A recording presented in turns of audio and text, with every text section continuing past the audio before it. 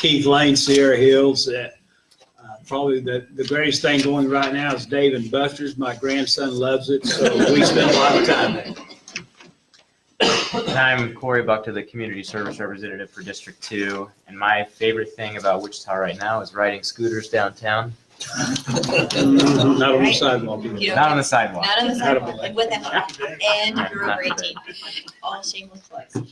Just a reminder, Facebook Live, right? We're doing Facebook Live tonight, Corey. So thank you to everyone who's joining us who could not be here today in person. So the first thing we need to do is approval of the agenda. Do we have any additions or changes to the agenda? I'd like to Yes, make a motion to change the order for our zoning cases, since we have 2 tonight. We have a lot of folks that are interested in one, and then we have just one person here for the second zoning case. So I'd like to make a motion that we switch the order of the zoning cases for the agenda. And I'd like to clarify that I should have had it that way originally on the agenda, but I sent it out with that mistake on there. So she's fixing my mistake. Thank you. I wasn't gonna out yet, Corey. Okay, so Nazir, we have a second. All those in favor say aye. Aye. Anyone opposed? All right, thank you. I appreciate it. You got the copy of the November 12th minutes for everyone who was here last month. I would entertain a motion to be able to approve.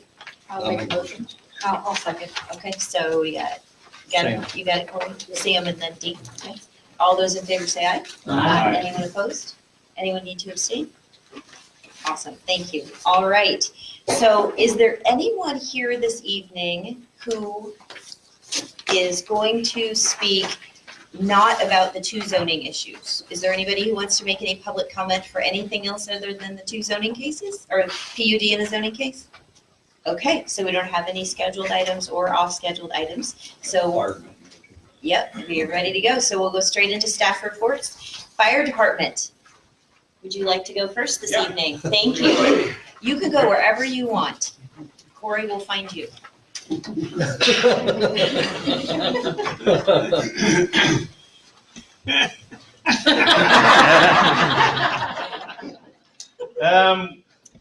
usually report on the house fires in the district and area for last month, but this time I think I'll cover the house fires in the entire city. We had 8 significant fires last month.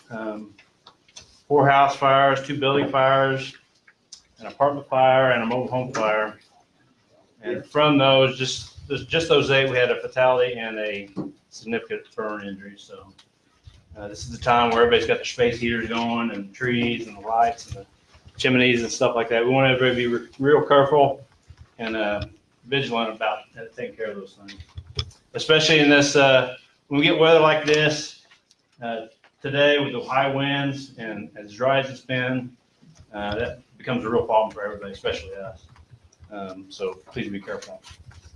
All right, any questions for fire this evening?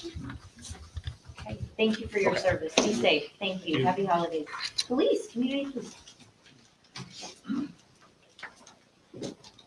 There's 2 of us here today. I'll cover kind of my area, and then Officer Long will cover kind of his area. So I'm just going to touch upon a couple of things on the North Rock Road area and that commercial area. We have seen a reduction in some of the auto larcenies and shoplifts in that area. So that's the first time since I've been on here since February. So I'm glad to see that. We did do a larceny awareness project at the Home Depot. It was covered by Cake. I don't know if anybody saw that, where we did put an undercover officer in the lot trying to pry on door handles. We did have about 3 or 4 people call in. So it's good to see that people are actually out there watching. Recently, we started the WORCC, which is the Wichita Occupational Crime Commission for the people who work in the commercial areas. So like Best Buy, the large box stores. What they do is they're on an app, on like a phone app or on a computer app, and they're able to tie in with us live time and are basically able to give us information on suspects as they're leaving or entering the store via live feed. So we get those pictures and stuff real quick. So it has been helping us with us reducing larcenies and figuring out who these people are. Some of the other stores have been implementing facial recognition software like Menards. So we're starting to see that that's starting to happen as well. We're going to try to implement and be proactive and try to give them some of these photos of these habitual suspects so we can maybe proactively get these people identified before they even get into the store to take stuff.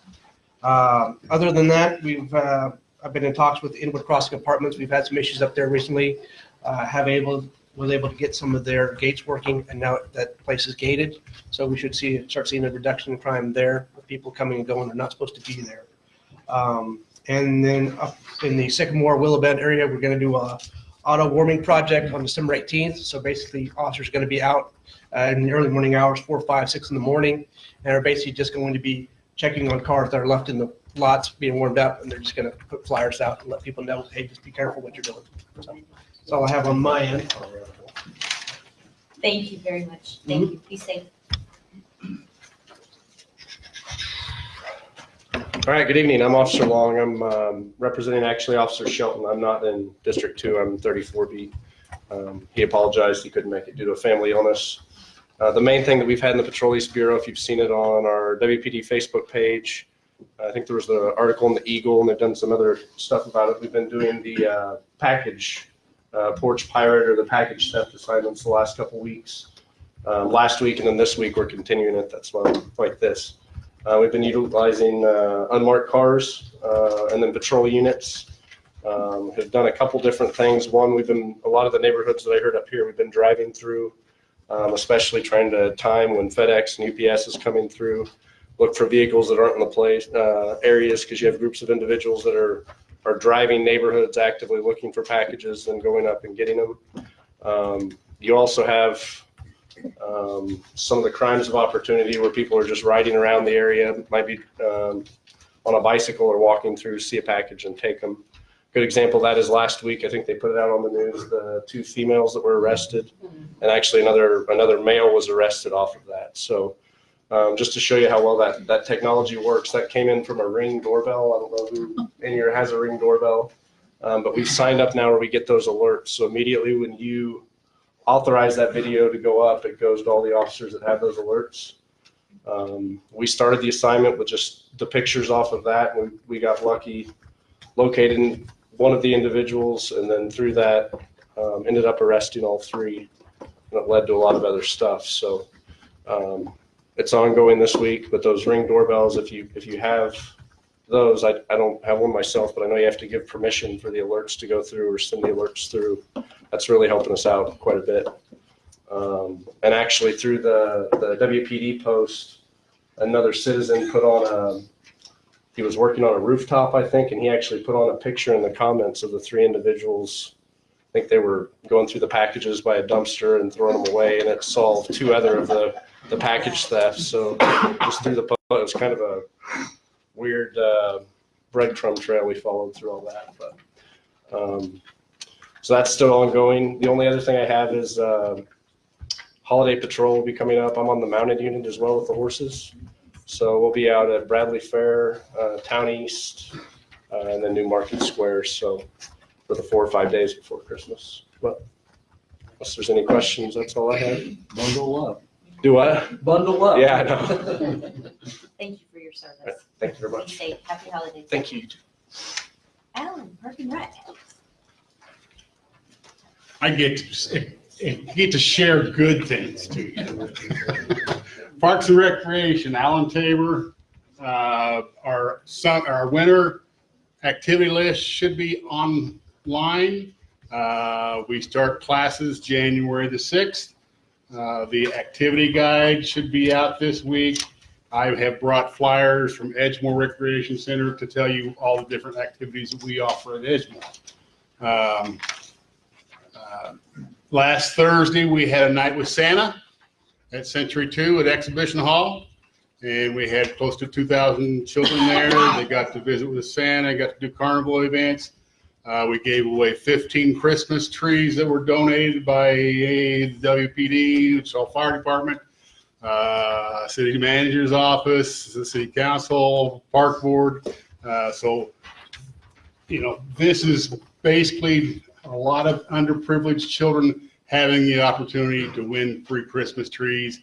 Plus, we got donations of 4 bicycles and also a night at the Candlewood Inn. So there was a chance for some parents to get something fun too.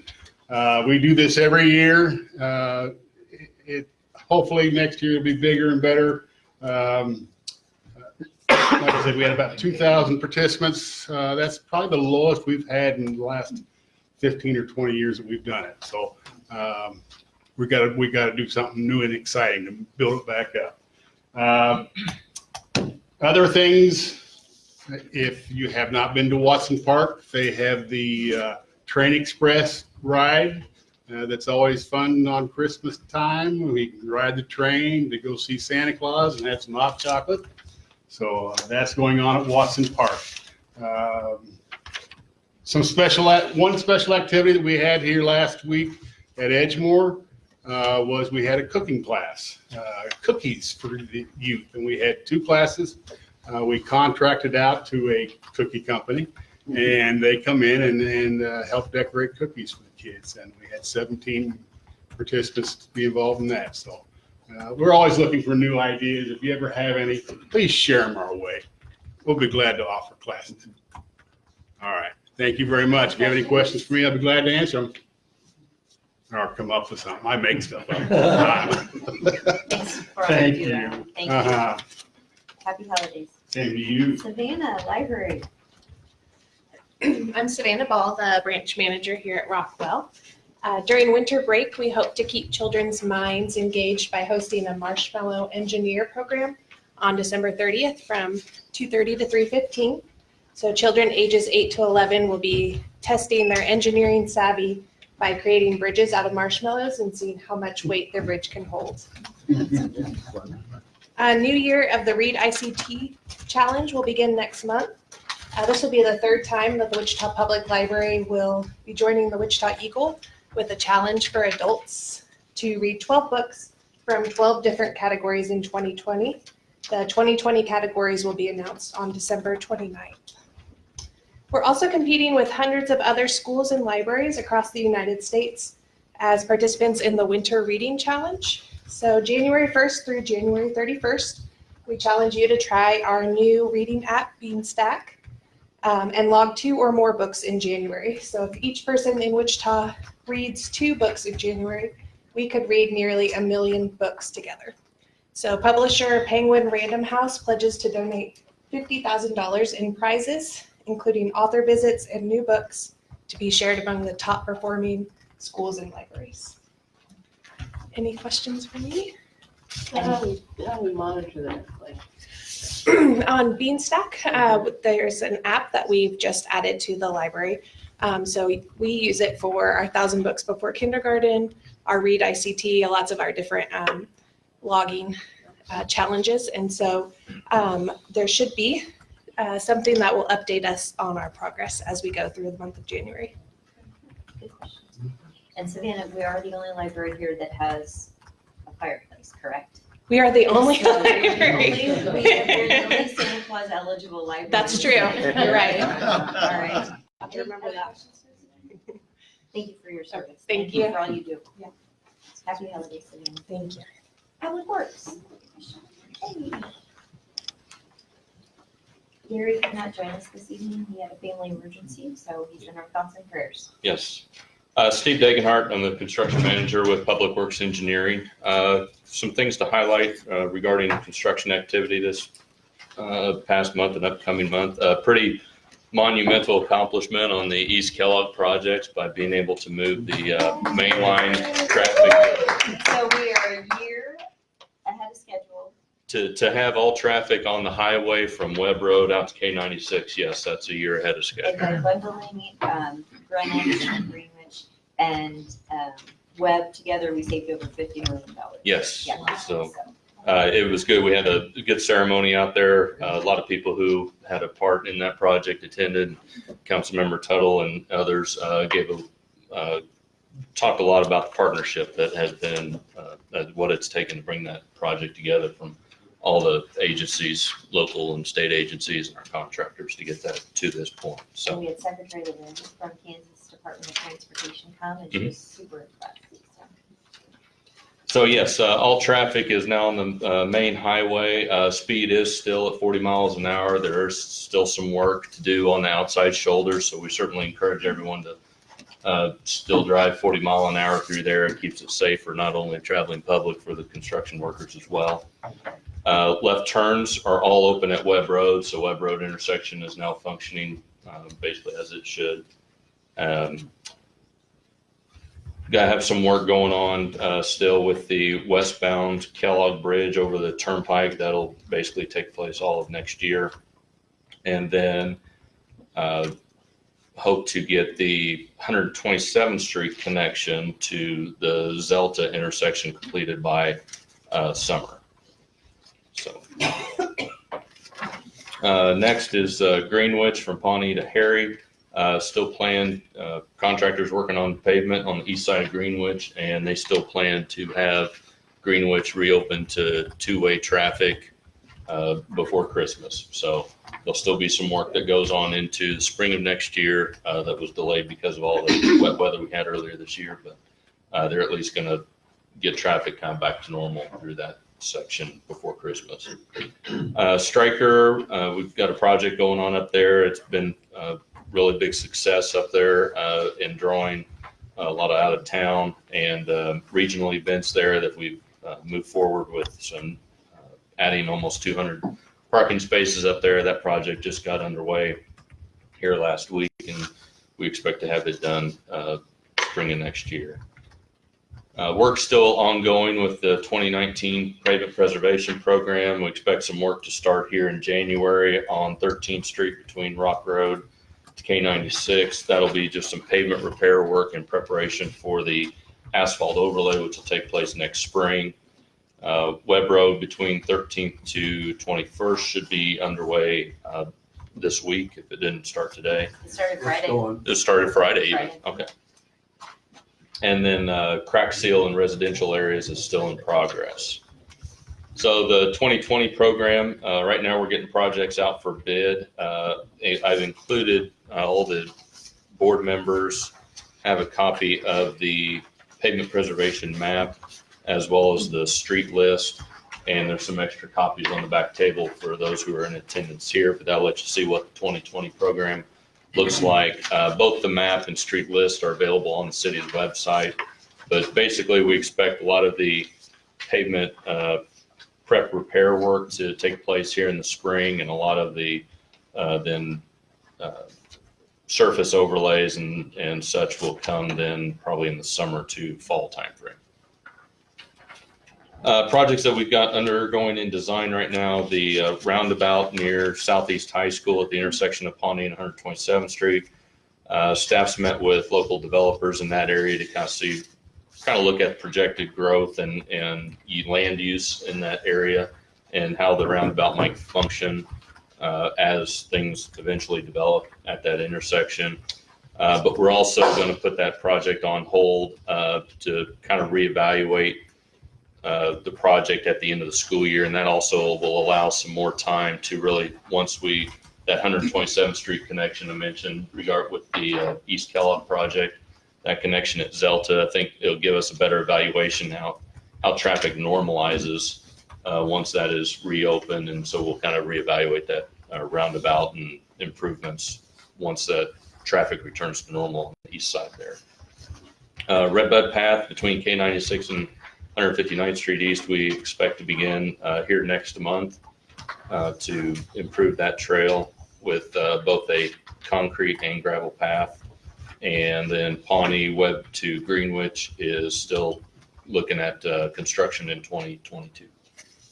So with that, that's all I have for Public Works. Any questions? All right, thank you very Thank you. much. Thank you. We appreciate it. Thank you for your service. All right, do I have a motion to file and receive and file all staff reports? Thank you, Tracy, a second. All right, all those in favor say aye. Aye. Anyone opposed? Fantastic, thank you. Okay, on to new business. So it's my pleasure to introduce not only an amazing addition to our community, but also a dear friend. The very first time I saw Shelley Pritchard, I knew exactly where I was and what I was doing, and I leaned to the person sitting next to me saying, that woman is going to change Wichita, and she indeed is. So she's here to talk to us today about the Riverfront Legacy Master Plan and give us an update. Thank you, Councilwoman Tuttle. And this is actually my district. I live in District 2, so Yay, I'm happy welcome to, home. thank you. That's right. I'm happy to be here. So I'm Shelley Pritchard with the Wichita Community Foundation. And one of the things that our foundation has gotten involved in is the work on the Riverfront Legacy Master Plan. I know you have some important other agenda items. I spoke to Councilmember Johnson's District Advisory Board on Saturday, and we're there 2.5 hours. I'm going to give you the super condensed version, but there are 2 different handouts that you have. And also, if you just Google the Riverfront Master Plan or riverfrontlegacywichita.org, again, that's riverfrontlegacywichita.org, you can find all of these slides, and I'm going to skip a whole bunch of them just for the sake of time. But if at any point, I'm happy to visit with you or anyone else, if you got organizations involved in this, we're happy to talk to you. So, oh gosh, yeah. So this is the footprint of the area that we're looking at. And I know many of you have seen, you've had other presentations on this already, haven't you? Okay. So At the breakfast. Oh, that's right, yeah, the breakfast. So, just as a reminder, these are the 8 organizations that are involved. Each of us have staff members as well as our volunteer board members who are involved. My favorite one is W, which is formerly Young Professionals of Wichita. We all have we all contributed financially to this to help with the planning process, and then have spent a lot of time as well. Those are the contractors we've hired. You have a copy of this on the back of one of the sheets. This is the timeline. I hope many of you have gone to some of those community meetings, and you'll see that coming up in January, which we're working on to finalize the date and location, will be the presentation of a final design for this process. But down along the bottom, you can see we've done walking tours down by the river, all sorts of social media. One of the things that the foundation has contributed, if you drive down Douglas, there's the great big blue shipping containers with all sorts of inspirational words on them. We call that Legacy Lounge. The Knight Foundation helped us pay for that. Knight is based in Miami, but does a lot of work here in Wichita, and they just think that sort of community engagement is so important. Go through those. A part of what we have done are planning principles, and again, these are online if you'd like to take a look at those. We put those in place, so the idea of whatever plan ends up, we want to make sure that they meet these planning principles. These are the 5 parameters that really came to the forefront in the Project Wichita surveys and many other things, many other community discussions and all sorts of things that we've talked about. These have been the 5 things that community input has told us are the most important. Green space, public space has been #1 on almost every list.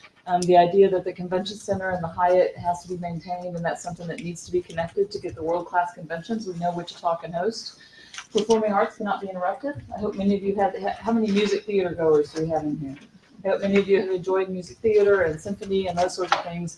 They can't go dark. It will be detrimental to their future. And the people really wanted to connect that street grid to the river, and then also to maximize mixed use. And the idea of we have to have commercial and apartments and other things in that area to just make an economically viable solution. So there's a whole lot of these. Oops. It just takes a minute. Oh, okay. It's an older version Okay. of PowerPoint. Oh, gotcha. Okay. There we go. And these are just the idea of creating a district. We have some fantastic districts here with Old Town, Delano, and they're even at Central and Woodlawn, right where, because I live right there. My husband and I walked down to the new the ramen noodle joint down there, and I am not even crazy about ramen noodles, and that place was fantastic. So that idea of creating a district that we can go. So if you look on the map, and we're going to go through each of these in a little more detail, but you'll see on each scenario there's a straight line, and that's a pedestrian bridge going from the East Bank across to somewhere near the baseball stadium. That's just a placeholder to remind us that it's there. If it was put in this spot, you'd walk out like at the HVAC for Century 2 and Hyatt. Not anything we want to showcase. But I love this slide because think about the really iconic game changer kinds of places and things that we could do. So that's what we've really tried to challenge people to do through this whole process, is really be bold in how they think about that. But again, just some inspiration for our riverfront engagement.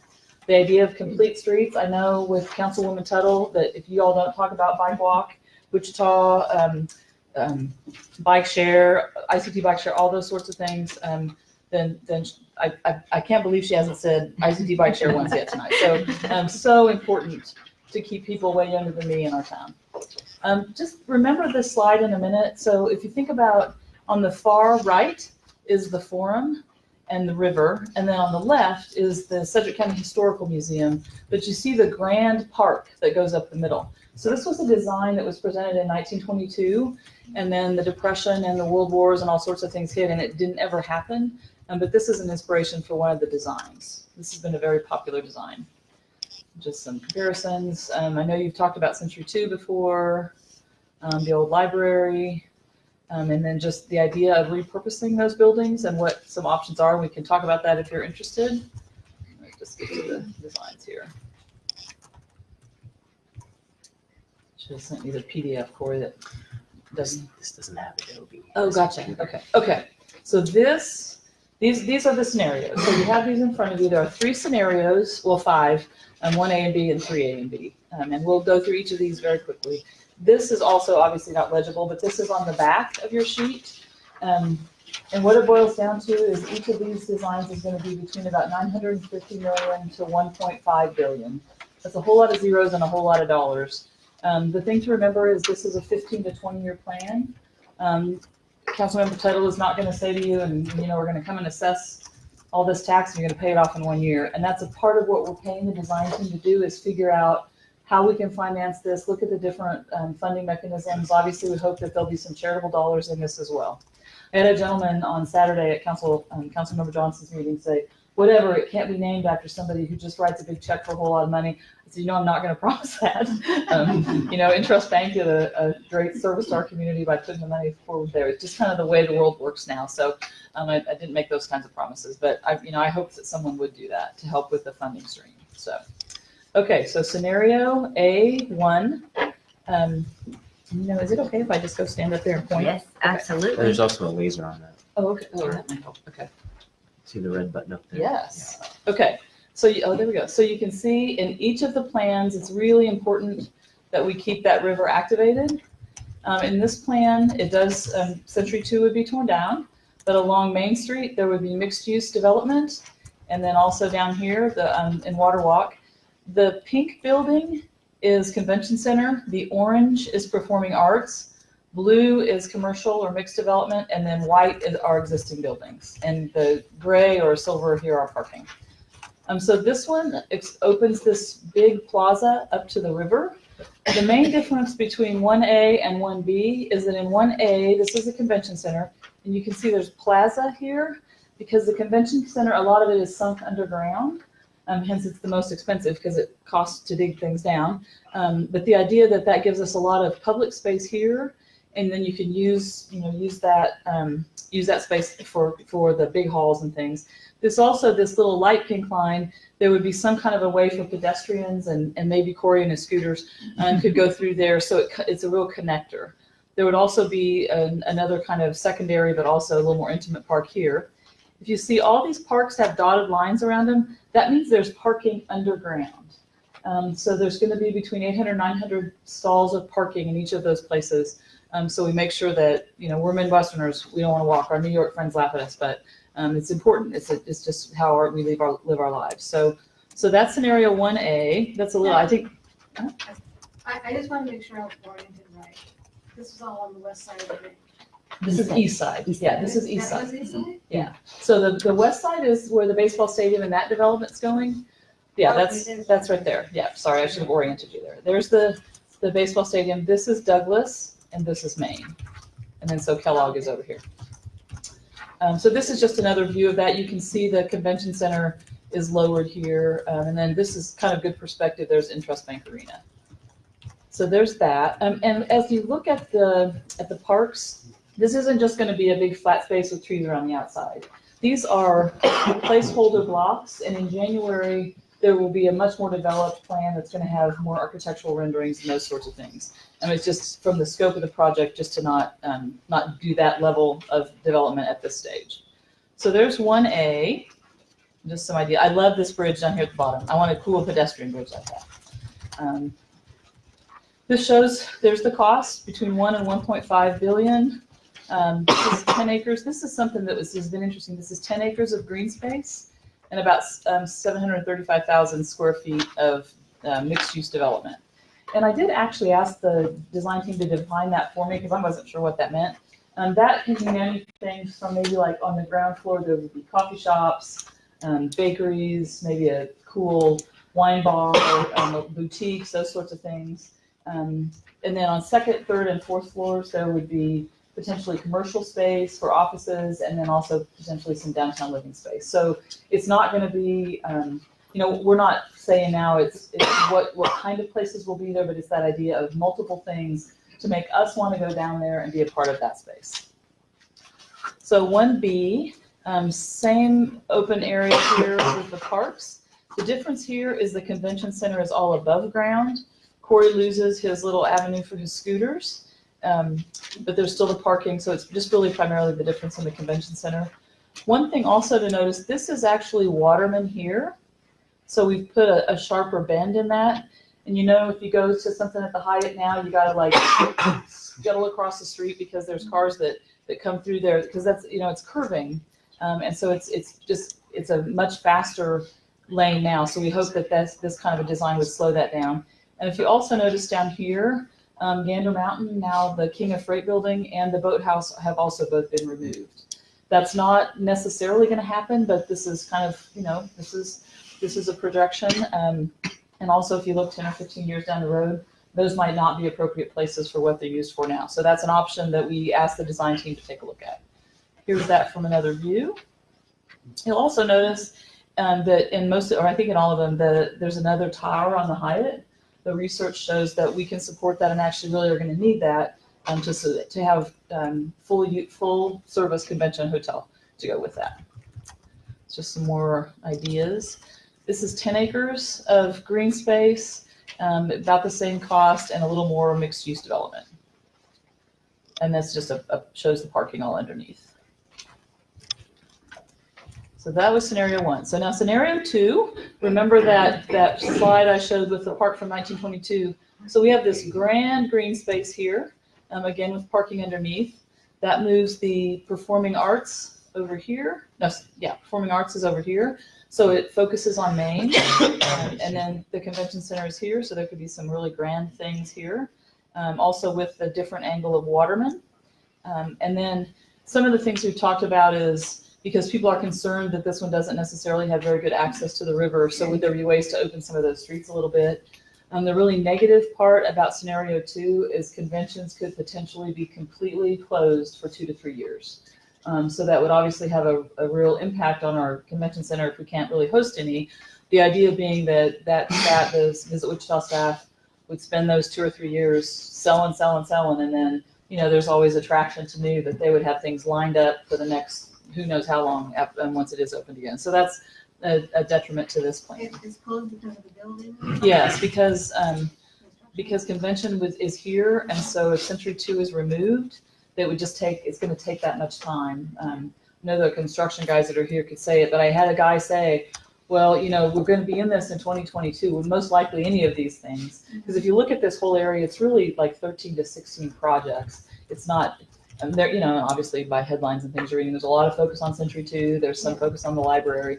We're looking at the entire master plan here. So there's that view of that design.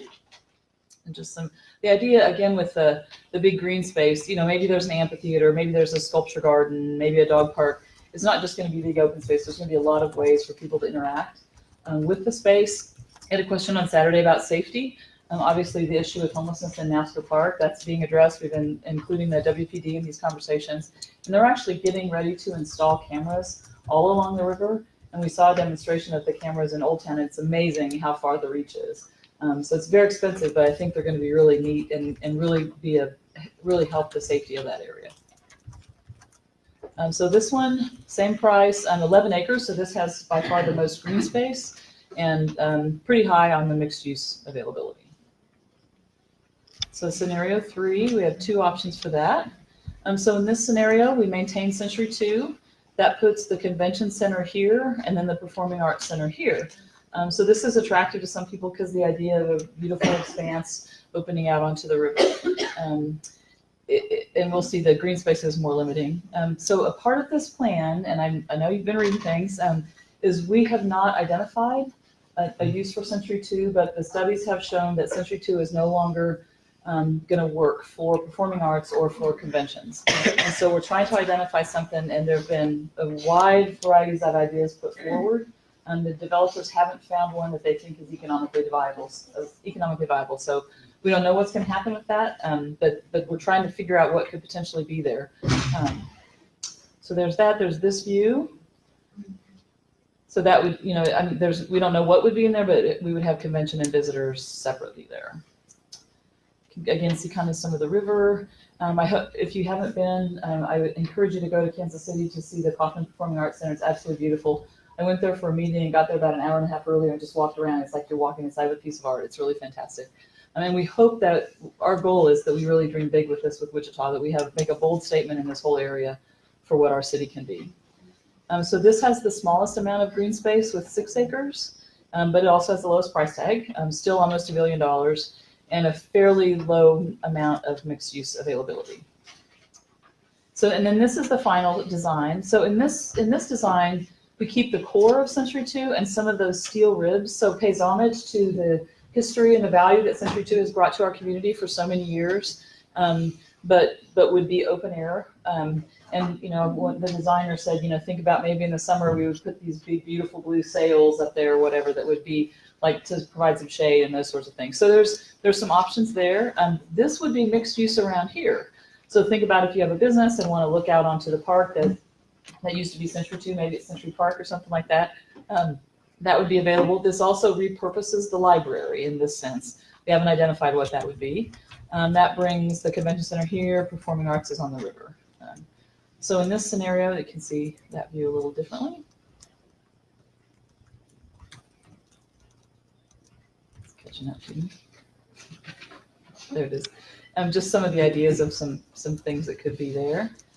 So this one is back up to that higher price tag, kind of middle of the road with the green space, and also middle of the road for mixed use development and the parking. You don't ever want to forget about parking. So there's the timeline again.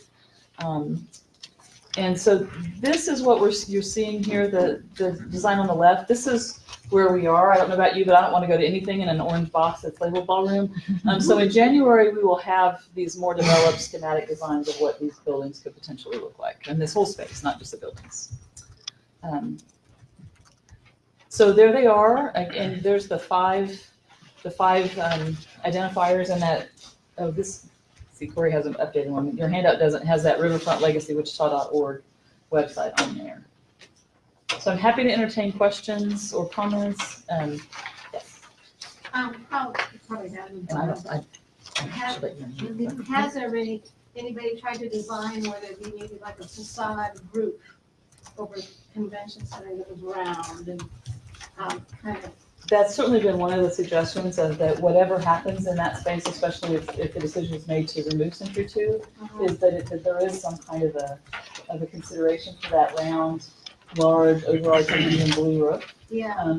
Everything from that to even as a part of some of the green space to have. I would say that the other place that you have a green space where you repurpose the Century 2. But if you had it over. Yeah. It's already existing. Well, and that was an idea too, is like to plant a big, like moon shape of blue and white and purplish flowers. That there's a lot of ways to really pay homage and honor all that, we've all been affected by things that's gone on in Century 2.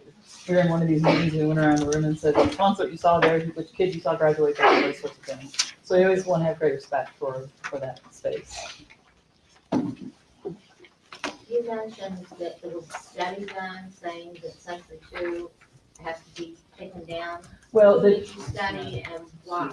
The study was just that it can't be used for conventions or performing arts. Why? Because of the limited structure now. It's a pie shape, and so all of the backstages back up to each other. And from personal experience, I used to work for the Girl Scouts, and we rented exhibition hall for our cookie kickoff, which meant we had 1,200 kids and their parents and fed them as much sugar as we could on Friday night, and then sent them out to all of you on Saturday morning. And the city called and said you had to be quiet after like 7:30 because the symphony's performing or something.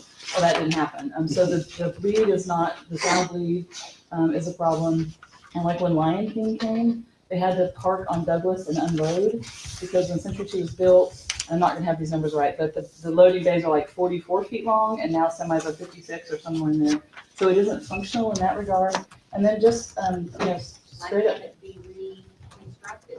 Well, just because of because the parking, the loading docks, they did a great job of hiding them, so we don't have to look at them. But the way the trucks back down, it's not structurally possible to change that for Century 2. And then with the convention centers, they need 150,000 square feet of contiguous space now, and that just isn't available through the different halls the way it's set up. The study didn't say that it has to be torn down, it just said that it can be used for the purposes that it was created. So I'm saying, why can't it be renovated as opposed to torn down? Well, and that's an option, but not renovated, what the study shows is not renovated for those two purposes. You know, that's just false. I mean, probably half the people in this room have gone to theater in Chicago and New York and seen shows like Hamilton and Lion King in tiny, ancient theaters that were standing room only, 7 days a week for months on end, 8 performances a week. So it's just false to say it can't be used for performing arts. I can see that it could maybe be a problem to try to host conventions and perform big time performing them at the same time. Yes, I agree. But it was just false to say that it's beyond being used for performing arts. Well, I know that Phantom of the Opera, the rigging and structure won't hold the chandelier. And I'm sorry, I saw Phantom of the Opera in London in a very ancient theater, and again, it's tiny theater, standing room on the crowds, 8 performances a week for years. Okay, well, and so that's the studies that we're using, that we're familiar with. Well, maybe the studies need to find some other studies. They don't sound very accurate. Well, and I'm happy to share, all of those studies are listed on the website, and you're welcome to look at those as well. Any other, Just, I've been to a couple of meetings, and one of the things that struck me that I hadn't noticed before, the rivers used to be our highways, our commercial highways. And so we didn't incorporate them into the downtown. If you go to Spokane, you'll see that, others.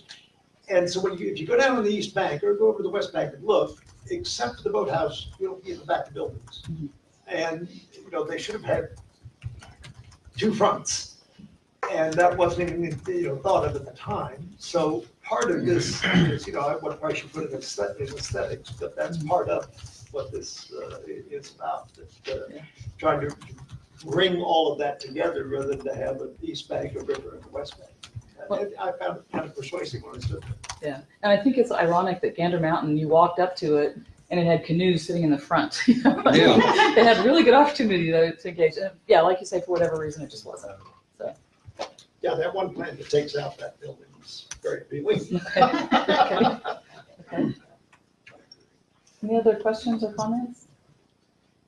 Well, thank you for inviting us to be here. I would encourage you to give your feedback to Councilwoman Tuttle or to myself or anyone else in those 8 organizations. We are getting down to crunch time on when this is going to be decided. And so the coalition of those 8 groups is going to recommend a plan that will then go to the city sometime in the spring. So that's another thing, is that we are recommending a plan, and then whatever next steps come will be a part of the city and the county. So, and you have a great person here representing you all. So thank you again for this opportunity. Thank you for being here. We appreciate your dedication. Thanks for your hard work.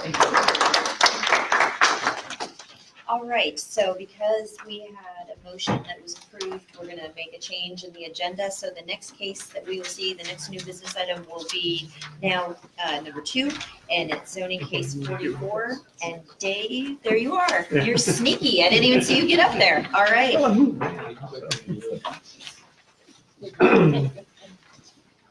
Good evening, Dave, you're out with planning staff.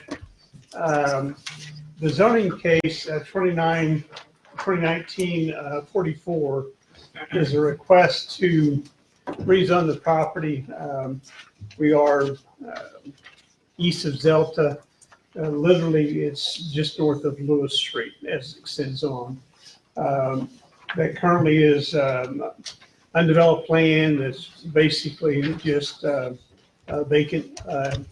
The landowners are requesting office warehouse to accommodate the ability to turn that into a wholesale nursery operation.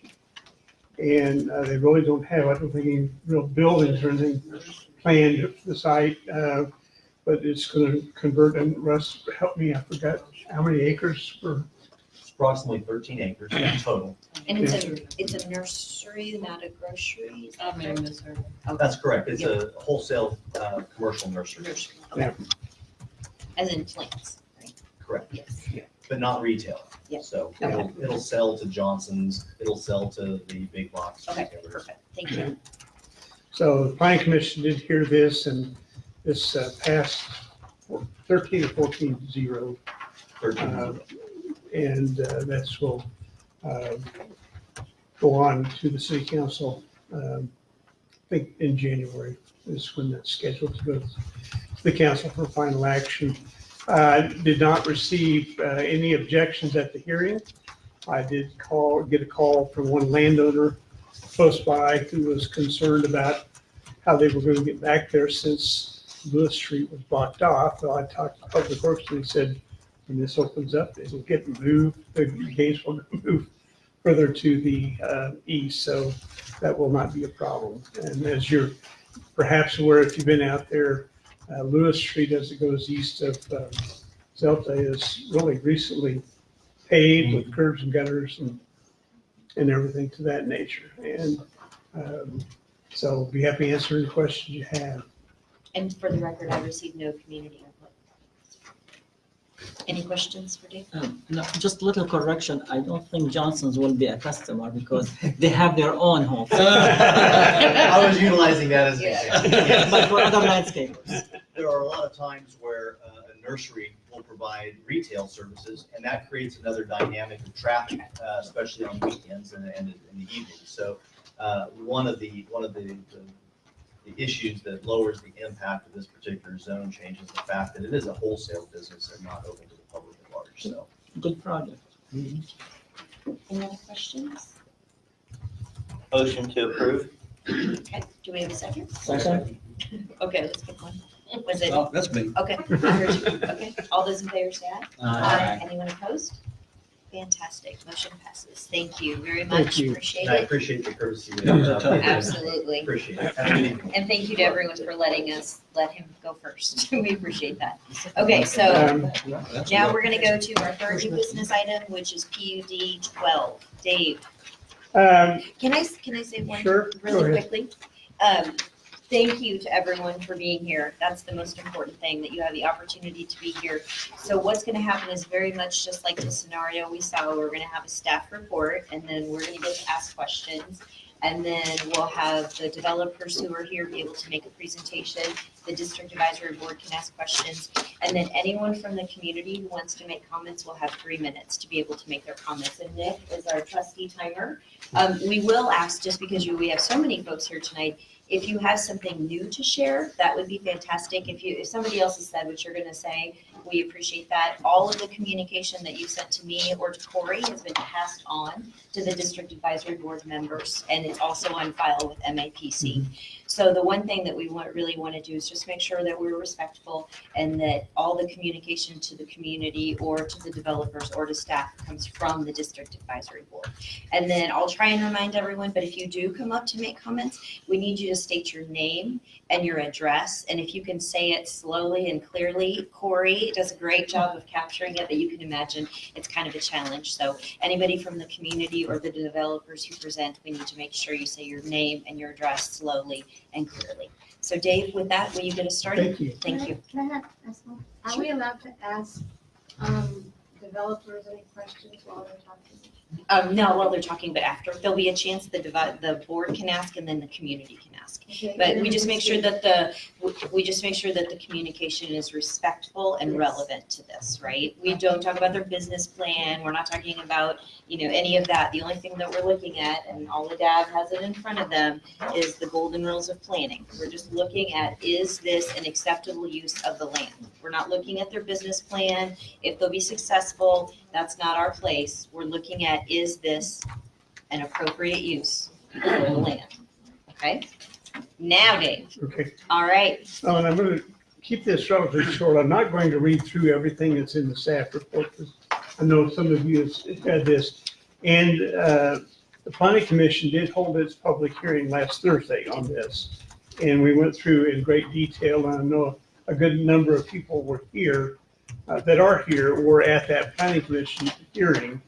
I will share, just so everybody knows, the end result of that public hearing was a recommendation by the planning commission by a vote of 11-3 to approve the rezoning, subject to a number of conditions. The biggest one being, which is an unusual case recently in what the city does, but is that the zoning would not be considered official and published or rezoned until the property is formally platted. That's partly because we're all aware, and we heard at length at the hearing, that the biggest concern with this particular piece of property is how developable it really is, because it is subject to a lot of floodplain. It is subject to lack of access currently off of 37th Street that would have to be addressed. And the procedure under law within the city to do that is to have the formal plat prepared by engineering firms that will address everything, and from how utilities would be handled, how access would be granted, how improvements on site would be handled to have no impact on flooding issues at all. So those are very detailed, expensive engineering processes that the landowner would have to go through, whether the rezoning happened or not. I mean, if a landowner wanted to even build a house there, they would have to do the same thing. So there is a lot of money involved in getting those analyses completed and getting the plans prepared in a fashion to be submitted and reviewed by all the city agencies that will look at that, including stormwater. In fact, we did have the city stormwater engineer at the public hearing last Thursday and was set through the whole hearing. One of the conditions that we've attached to this case is that if it goes to the city council and ultimately there is a decision to grant a zone change, it would not be published and therefore would not become official until we also see the plat, and within that plat will come the documentation that's signed off by all the city departments and agencies and engineering firms and everything, but it says they have designed this in a fashion that will comply with what the laws require in effect in the city with respect to all that. The request was made initially for what's called an event center or an event venue, as it's been changed. If you read the staff report, we talk about the fact that unfortunately this also becomes called a nightclub in the city. And the reason for that is that under city law, if they provide alcohol on site and also have live entertainment, those two combined by definition in the zoning code makes that a nightclub in the city. And I had a conversation beforehand many times before. For those that might recall, about a year and a half ago, we had a church over on Maple Street that did the same thing. And because they created a barn-like structure on their 30 acres by the church that they were going to make available for church activities, and we're also going to have alcohol and also have live entertainment, it became a nightclub in the city by the zoning code, which they had to go through that process. That got picked up. And I told someone that, that got reported in the newspaper that way, and the Eagle put that on AP, which went worldwide, and we even got a phone call from Germany wanting to know how come Wichita was allowing churches to run nightclubs. So to show you, now, you can, however you want to look at it, that's what's going on here. This is not a nightclub that a lot of people might think about. One of the things that we have as a condition in this plan unit development, if it gets approved, is that yes, they do have to qualify and operate as what we call in the zoning code as nightclub, but they are restricted in terms of what they can be done. It's not a facility that would be open on just for anybody to drive in off the street type thing. It's a closed for rent only for tied to what the applicants and developers are proposing to be is a special venue that would be available for what they call life events, weddings, reunions, those kind of things. So the most common recent facility of a comparable nature is called Noah's Event Venue. That's over waterfront, yeah. So it's the same type of an operation as what they are envisioning. And I'm not going to get into detail with the plans that they have provided. I'll leave that to the applicant and agent. A lot of restrictions were added within the language with respect to this planning and development to try to narrow that down. In fact, we pretty well mirrored all of the conditions that were attached to the NOAA event venue for this facility as well. At the Planning Commission hearing, based on what's in your staff report, there was a couple minor changes. They did allow in, as another use would be some single-family residential use. The first draft said no residential, and we put that, so single family is back in there. There is also some sign language that got added with respect to limiting the size of the sign. That's 100 square feet maximum area with a 15-foot height limit, with one location along 37th Street is allowed. It has to be a monument type sign, not a pole sign. And then the other thing that got added that we missed in the original staff report is a requirement that is the same that has been added to the NOAA's Event Center, that in talking with code enforcement, they like this provision about a requirement. They've got to maintain a website with phone numbers, a schedule of events, contact information, and then anytime an event is occurring, there must be a phone that can be manned by a live person at all times. So that was another condition that was added in. And in talking with our code enforcement people, they said that it has been very helpful in dealing any complaint issues that have arisen with the NOAA Event Center or Event View. And so that was added in here as well. And as I said, there was Planning Commission vote was 11-3. We are currently in the protest timeline that will run through the 19th of December. I will tell you that we've already had about an inch thick stack of protest petitions that have been filed. We've not counted all those because the timeline's not run, but we're going through that. And right now, this is scheduled for January 14th is when the date would be, the item would show up on the city council agenda, so Becky can make adjustments on her schedule accordingly or whatever is appropriate. So that's kind of a summary. I know we've got a representative from the applicant here with some information, and then a large number of folks that want to speak. So I'd rather have them speak than me. So I'll be happy to answer any questions. Any questions for Dave or the applicant? All right, the applicant? I've got a question. Yes. The platting, who pays for that? The what? The plat? Yeah, the developer, the landowner has got to do that. And if they go bust in 2 years, can that property be used for different stuff? Well, if the zoning is approved, you're approving that use. One of the reasons why they added in a single family as a backup use is that if the facility as the business is not viable, at least there's a single family use that could occur. So, Which is what could go on there now. I mean, the current zoning is SF5, which could be single family, could be a church, could be a school, could be a pretty large number of things. could it be possible the planning just would not be able to control the flooding? No.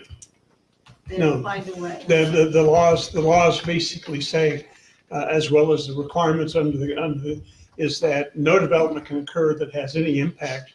I mean, they cannot increase drainage greater, and you just don't get into designated flood areas. I understand that, but could all the engineers do everything that they need to do and find this, there's just no way we can make this work? Could that be a possibility? They can decide that it's just not economically viable and walk away from it, sure. Okay. Thank you, Dave. Thank you, Leslie. I think you got it. This is a clarification for something you said for last week. I thought the council said after they said to add single family that by law they would also have to include multifamily? No, by law, in Kansas, anywhere where you're allowed to build a single family, you have to also provide the opportunity for what's called a group home, which is a facility for developmentally disabled, what we used to call retarded folks. That it's a home that's there. That's not a group residence. That's another thing. But it's a group home has got to be the same as a single family. So that will be included then as well? Pardon me? That's included then as well? You add single Well, family? if a single family would be allowed there and someone wanted to build a group home there, they would have to be able to do that. We would have no way to stop that, yeah. And that's so we're gonna go ahead and go on and hear from Another question here. Okay, yes, ma'am. I was gonna ask you about the Noah's Event Center. When what? did the Noah's Event Center, when did they open that? That zoning was approved in 2015, so I'm guessing around 2016. I mean, What was the question? She was asking when Noah's event venue opened. Okay, and my next part of that question is, on average, every year, how many complaints have been reported against that Noah's Event I Center? have not had that, I don't have that answer. I don't know. Is this good? Is this gonna be another Noah's Event Center? It's the same type of business. Same type, but it's not actually, it won't be named Noah's. No. Because they're going into bankruptcy now. You didn't know that. And it's not relevant to this, so, yeah. Okay. Yes, one last question. Yes, I just had a question about, I know last Thursday evening's meeting, it was, the owner kind of briefly mentioned, well, they originally considered developing it as residential, and they just kind of glossed over why they abandoned that, and I just kind of like to know what happened. Perfect segue. How about we have the applicant come up then and give your 5-minute presentation? Are you ready? I'm ready. And so please make sure you state your name and address. Don't be too strict with it. I'm Levi Bond. I'm actually the agent for the applicant in Haw Valley Engineering, which is at 200 North Emporia downtown. Before I get too far in, just want to quickly throw a rendering up.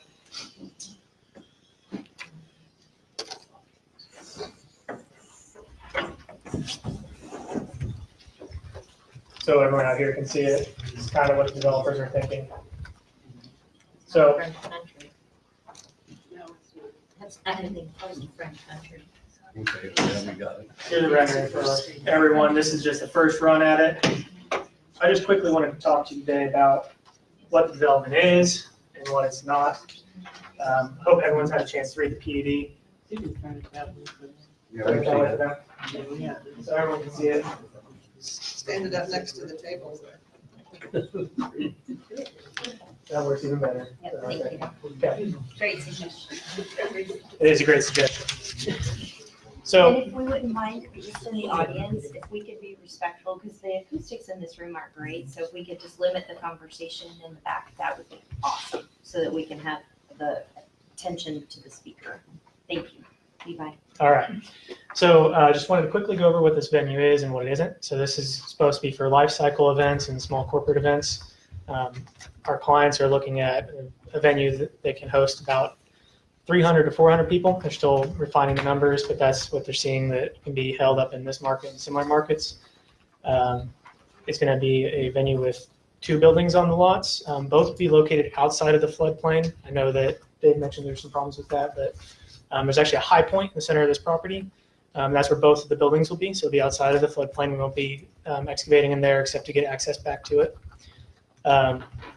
One's going to be this larger venue that you can see on this poster board. This is where the receptions will be held. And there's going to be one venue closer to the ponds. And that's going to be for more of the ceremonies themselves. So for the weddings, keep it a little more intimate. It's not just an open space where you have receptions. So it's going to be more like a chapel, but not necessarily denominational or anything like that. Just want to reiterate what Dave said. This is not a general entertainment district. I know that on the first notice that went out, it said that we were establishing an entertainment district here. This is not an event center where you're selling tickets to people. This is just it's a hosting venue just for events, for private parties. This is not going to have people coming in buying tickets to see concerts, people coming in to just buy drinks or anything like that. Typically with these operations, what you see is it's open throughout the week. Every once in a while, someone will book like a luncheon or something like that. And then, on the weekends is when you're going to have your wedding venue is what it's going to be, or maybe a corporate holiday party. That's typically what you see. So it's not a nightclub, not an entertainment district, not a bar or anything. So then one other thing that I wanted everyone to know here is how we kind of got here.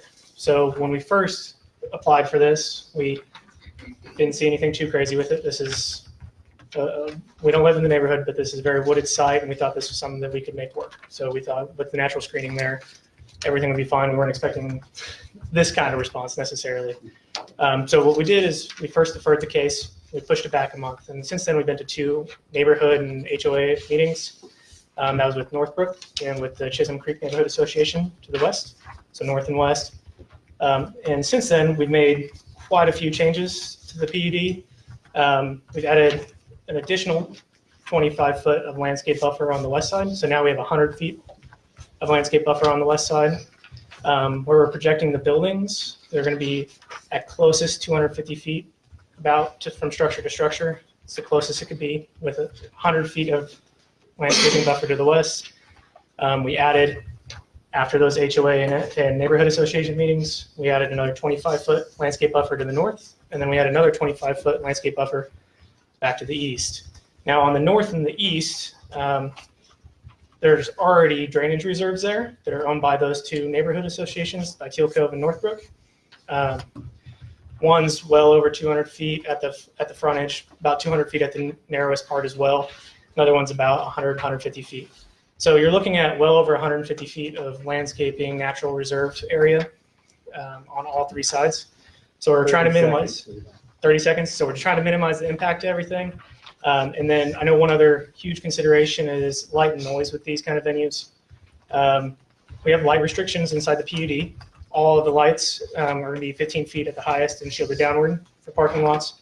And then noise, we're not allowing any amplified sound outside. I'm trying to keep the noise outside to a minimum, keep everything contained. I'm sure that's close to my 30 seconds, and I'd love to answer any questions for you guys. Okay, so we're going to have any questions from the staff first? Yes, sir. Yeah, your landscape buffers, can you describe what you're looking at there? Yeah, so there's, how many people have been out to this side already? Have everyone been out there? So you can see even here in the winter when all the leaves are up, there's a lot of wooded area out there. So our goal is to preserve as much of that as possible. We're just going to remove the dead growth and then trim the undergrowth to prevent any potential hazards for catching trash, cigarette butts, starting fires, or anything from people walking on the sidewalks. And then we want to spade as many of the trees from the center we're putting the buildings in. We want to take mature trees and put them along the property lines where we can, so to cover up any of the bald spots, essentially, where the landscaping is already at looking into the property. It's just as important for the venue that it's wooded and it has a country feel as it is that there's proper screening through these woods for the people outside looking in. We don't really want to see out for these venues, and they don't really want to see a venue going on. So we're going to try to keep a little bit of visibility to the pond, and other than that, just kind of mitigate it with all the trees and the foliage on site. Will there have to be a bridge or something going in, or what are you looking at there? So it won't be a bridge, but it will be a culvert. Currently, that pond kind of acts as just like a little bit of a backflow for the Chisholm Creek drainage way back to the east. So there's no water running into it through the north. It's just to allow backflow into it. So what we'll do is we'll put a culvert. We'll size that. It'll be probably just 1 to possibly 2 pipes, and we'll just go over that. I wouldn't really call it a bridge because it's dry right now. It's kind of just a spillover spot.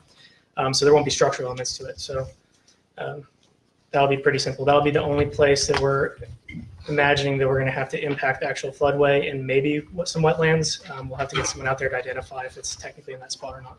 Okay, one more question, I'll shut up for a while. Oh no, I love questions. Feel free. Okay, going down 37th Street, I love that area. Yeah.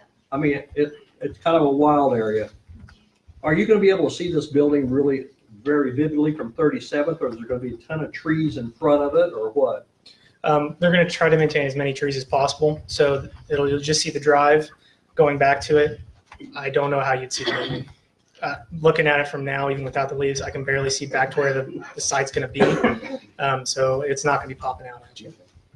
So the sign will be on 37th before we, in the front of all your foliage that's protecting the children. The sign? Yeah. So I'm not sure if it got incorporated with their recommendation, but in the last updated language we sent in, it was to be on that eastern portion away from the residential area, and we limited it to the 200 feet to the east. So we're keeping it back over towards the bridge, essentially. Yeah, could you clarify for me where the entrance is?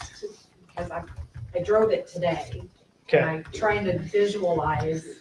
So it's going to be on the west end of the bridge. So if you're driving east to west coming across the bridge, yeah. I'm looking at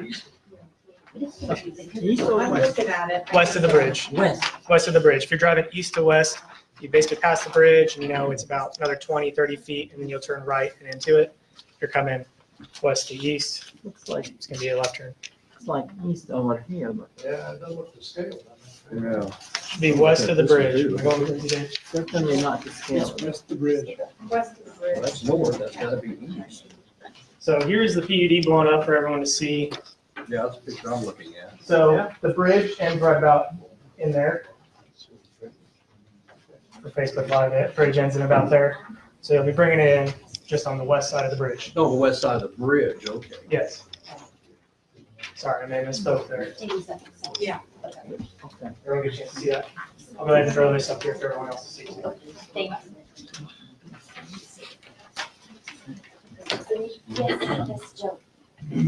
Couple of questions. This may be not your language. I don't know if it's the planning commission's language.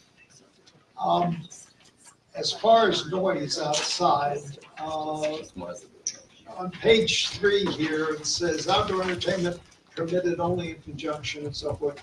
All live performances, disc jockeys and shows shall be held indoors. And then it goes on to describe what live performances are. Then it goes on to say, outdoor entertainment may be provided but shall be limited to acoustic performances without sound amplification. So it does sound like there will be performances allowed outside. I think that's Is this going to be a cappella only or something? essentially, yes. So it'd be a cappella, or if for some reason you have like your entrance into the venue for the actual ceremonies, you could have harp or violin playing. It's the reservation for that. It's not for any DJs outside or any amplified music. So it's for in conjunction with that. It's not to have a band outside for the whole party or anything. When you say acoustic, I'm thinking of 2 guitars and a set of drums, and I can hear them a couple blocks away. Yeah. Well, and the one thing to remember is if you can hear it a couple blocks away, that means that they're not complying with code. So even we always seem to forget when we're doing things like this is that there's code in place as well that we're still subject to. So the PUD gives us some general guidelines to restrict this further, but we still have to comply with all of the noise code in the city, all of the nuisance code in the city. We can't just be saying, well, we have a PUD saying something different. But we're still subject to all that. It's identical to the language that was done for noise. Ma'am, we haven't opened it up for questions. It's okay. Just give us one more minute, make sure we get, okay. Thanks. Another quick question. You had on, and this is just language, maybe I'm misreading it, but particularly weekends would stay open until 1 a.m. Then it says all guests of the event shall be directed to vacate the property in an orderly manner within 1 hour of closing, as required by the code. Does that mean by 1 o'clock or by 2 o'clock? By 2 o'clock, Well, that's what I thought. Wait. Yeah, the language there, and their proposal actually shortened the hours a little bit. Yeah. But how that works is when it says shut down, like if you've got a wedding scheduled that's having the reception going, it's got a closing time. There isn't 1 hour afterwards in which they can then get people out. That's how that's And that pretty much is the same language that was placed for Noah's. Now, Word for word. I would say that's kind of the standard with all of these event venues, give them some grace period to push people out because no one just wants to leave as soon as there's a drop of a hat. But also, as part of those meetings with the neighborhood associations, we reduced those hours back to 12:30. Let's see, 12:30 and 11:30 p.m. in the weekdays. So we brought those back somewhere, and I think that was part of the motion for the planning commission. Now, one other short question. How can the owners monitor what's going on when you rent this out? Monitor noise especially and stuff like this. With all these events, there's going to be staffers that the owners are going to be providing, and then also it is the current, last time I talked to them about their development plan, I know we're not getting into that a ton, is that the two developers' wives will be intimately involved with owning and operating this. It's supposed to be a develop and then actually operate sort of development. The owner wants to stay involved in it. So. Any other questions? Does anybody have questions, not statements? Because we're going to give everybody a chance to make their 3-minute statement, but does anybody have any questions? Yes, sir. What's your question? It's great. Do we need to state name and address for a question? No. Okay. But when we do the comments, we will. But yes, sir. Could you orient us, the building for us, please? Which way is the patio facing? I believe that is it facing. I don't know if that rendering is what they're actually going to do. I would imagine that it actually comes off the back and goes back into the courtyard to the reception venue. So if I was to see something like this, Like the reception venue. yeah. So I think Oh, this it's is, backward. what I think is that eventually the architect will have this coming off this other side back there. They just wanted to show you what it would look like. Do you want to show it to him so he understands? So I think that eventually the architect will move this whole structure back to this other side, because there's gonna be a grass area before it gets to the ceremony hall. So I think that will all be facing back that way. But which So this would be direction is? south, this would be this of the front. This is looking back to the east, this is looking to the south, and then this would be the west side. So my follow-up question is, what is the height of those clerestory windows and of the big window facing south? What's the height of those windows? 35 feet is the max of the structure. So the highest it could be is 35 feet to this point. I do not know what these are. That'd be built by architecture. Okay, so you've agreed to limit the lighting in the parking lot to 15 feet, maximum height, and to shield all the light downward. Correct. Those windows look like they're taller than 15 feet to me, and none of them are shielded. And all of the clerestory windows directly face my house. Levi, can I? Oh, I didn't see you come in. Yes, this is Jake Hartman, the developer. Sure, absolutely. If you have any. I don't mean to interrupt, but that was wrong. So, yeah. So the ceremony building will actually, so if you look at this, the way this is set up, this will actually, these two will probably be pivoted this way, so it's going to be facing more northeast on the entrance. So it'll probably be facing more towards Teal Cove, which is the furthest development away from us. So that wouldn't change the comment you made about the height of the windows and the not shielded. You're correct. Yeah, somebody it's facing. Since nobody's got it. You're right. And then the smaller building would not be tucked back here. It would be actually, this is going to be so northwest as it moves. So kind of tucked in this nook of the pond, kind of. So unshielded interior lighting facing southwest and southeast will be illuminated until at least, possibly until 1:30 in the morning. That's what that says, and I don't know any venue that runs till 1:30. But all we can do is Go off of that. all we can do is look at what we're being shown and what's Now, been written. I understand that, but I would say that no, there's not on that rendering. There's no shading shown. But I would also say there's a chance that there's gonna be blinds up there, and if not, we always have to remember that there's 25-foot landscape buffer that we're guaranteeing by the PUD, where there's established growth already, so trees over 15 feet, and then all of that landscape reserve that's already there. It's the backyard nature habitat that's part of Teal Cove, and that's well over 200 feet as well. I understand the concern with light, but if you look at just kind of the angles you're at and the distances you're at, you could maybe see it, but it's not shining through. You have to look out your window to see it, especially because Teal Cove is elevated a little bit from this parcel as well. Sir, So- yes, thank you for raising your hand. Do you have a question? Is that a 2-story or 1-story building? It's one story open, right? It's one story, but there's a mezzanine meant to be, so where that window is, there's like maybe a 20-foot deep mezzanine for additional seating or like bride and groom photos and stuff. So, and then the lighting inside, I mean, well, I don't know the distance it'll carry. The intention is to have chandeliers and probably some down-facing can lights inside, but I'd be lying if I said I know exactly how far that's going to project. All I know is that we're trying to create as much shade from eyesight from you as you are wanting to be from us. So whether that means us taking tree spades and removing trees at that side and putting them along the Teal Cove side to make that more robust of a buffer, that's what we'll do. So. Yes, yeah.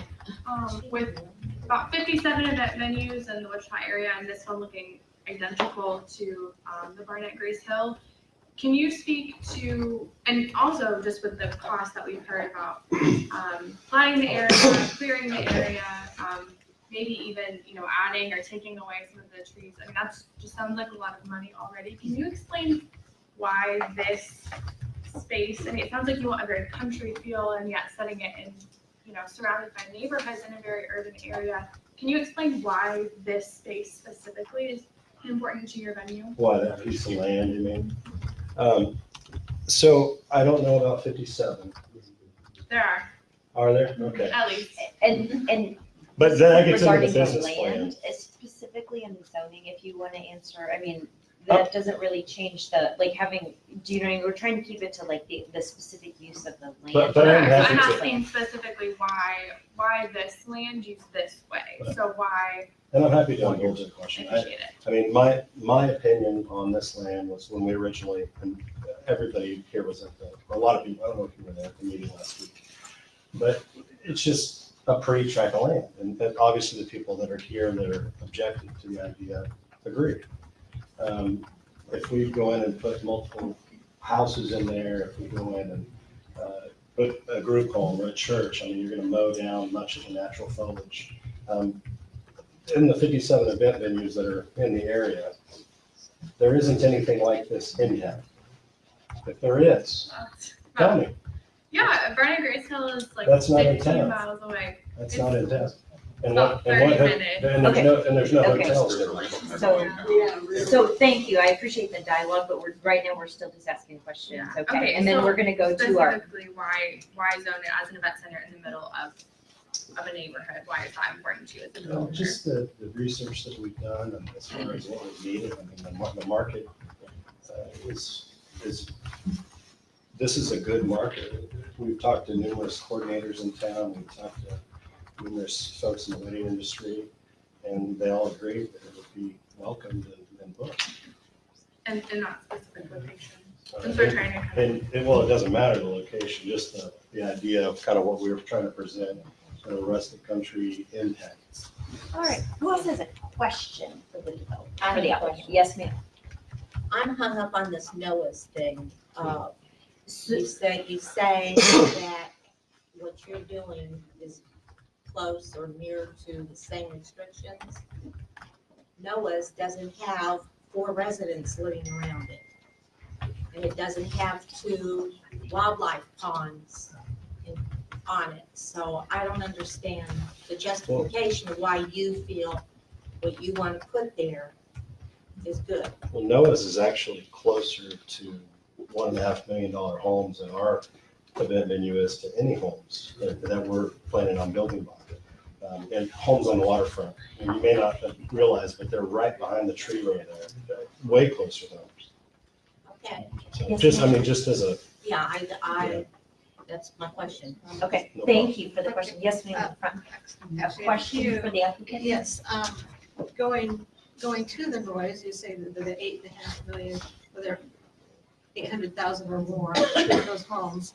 And I've spoken to the ones that are close to the venue. And when they're inside, they can hear. And my question is, one of them remarked to me that their homes are very well built, thickly built, insulated, whereas the homes that are around the area we're talking about are not in the same. They're older, they begin to have the same thing, type of insulation, both just not only technologically, but because it wouldn't have made it affordable for the people that live there. Sure. So, and if people want to enjoy outside at night, maybe what little stars we can see, but now there's gonna be lights and everything else, how can that be? I can't speak to the noise at Noah's. All I know is that it is closer than what we're intending on. And they don't build them like they used to comes to mind, so I don't know about how your homes are built versus theirs with new materials. Those are all things that I just can't even honestly answer to you because I don't know the numbers. All I do know is that in our thought process behind the business plan, our operating hours, everything that we're thinking about is trying to be sensitive to you. Everything from when I'm in Colorado over Thanksgiving and I'm looking at a gas lamp style light in downtown Vail that's low lit, I'm thinking that would be nice along the drive coming in, and it's not crazy light. It's not super bright. It's candelabra style light. So, and I know this is just me saying this, and I know you can only go off of this, but I'm just trying to give you an honest assessment of where my head's at when we're planning this venue. Does anyone have questions about this property, this specific property? Real Yes, quick. yes, A few centuries ago, I used to sit up there, you did. but one of the things that kind of stuck in my craw was the height restrictions. The code has a funny definition of that. It is 35 feet to the peak, Yes. guaranteed, because the code does it differently. Is it to the peak? It's not necessarily the peak, it depends on the type of structure. I would tell you, 35 feet is the same height restriction in single family. But how is that defined? what I'm It is saying. defined to depend on the type of roof structure. We got in again. So What is it, what's the answer? we're not dictating a specific roof structure. Okay, but does that mean you If can they get come taller? with a high-pitched roof, Can it get there taller? is a, by all the codes, including building codes, that is measured to the midpoint between essentially the eave line and the peak of roof. Correct. Well, that's my question. I couldn't remember that. Thank you for jogging my memory. What is the limit on that peak? And they're not gonna measure 2/3. MABC doesn't even get on the roof. Well, the height is for the building, not the peak. You're not answering the question. Well, I could not tell you on that design because there's no detail in there. But I'm asking, what's the limit in the PUD? It says 35 feet. 35 feet height of the building. Okay, Same what is- standard that would apply for a single family home. I don't care about single family. I want you to define what that height is. It's If I go out there and 35 measure to the peak, what, am I gonna get 35 or am I gonna get something else? Does that mean like across this way? 35 That's feet right. up So that to means here? I think that's what 35 he, feet up to I think there. that's what he's saying is 35 on the You can do sidewall. it. Okay. If this building was built to the maximum height, the measurement would be from ground to roughly right here.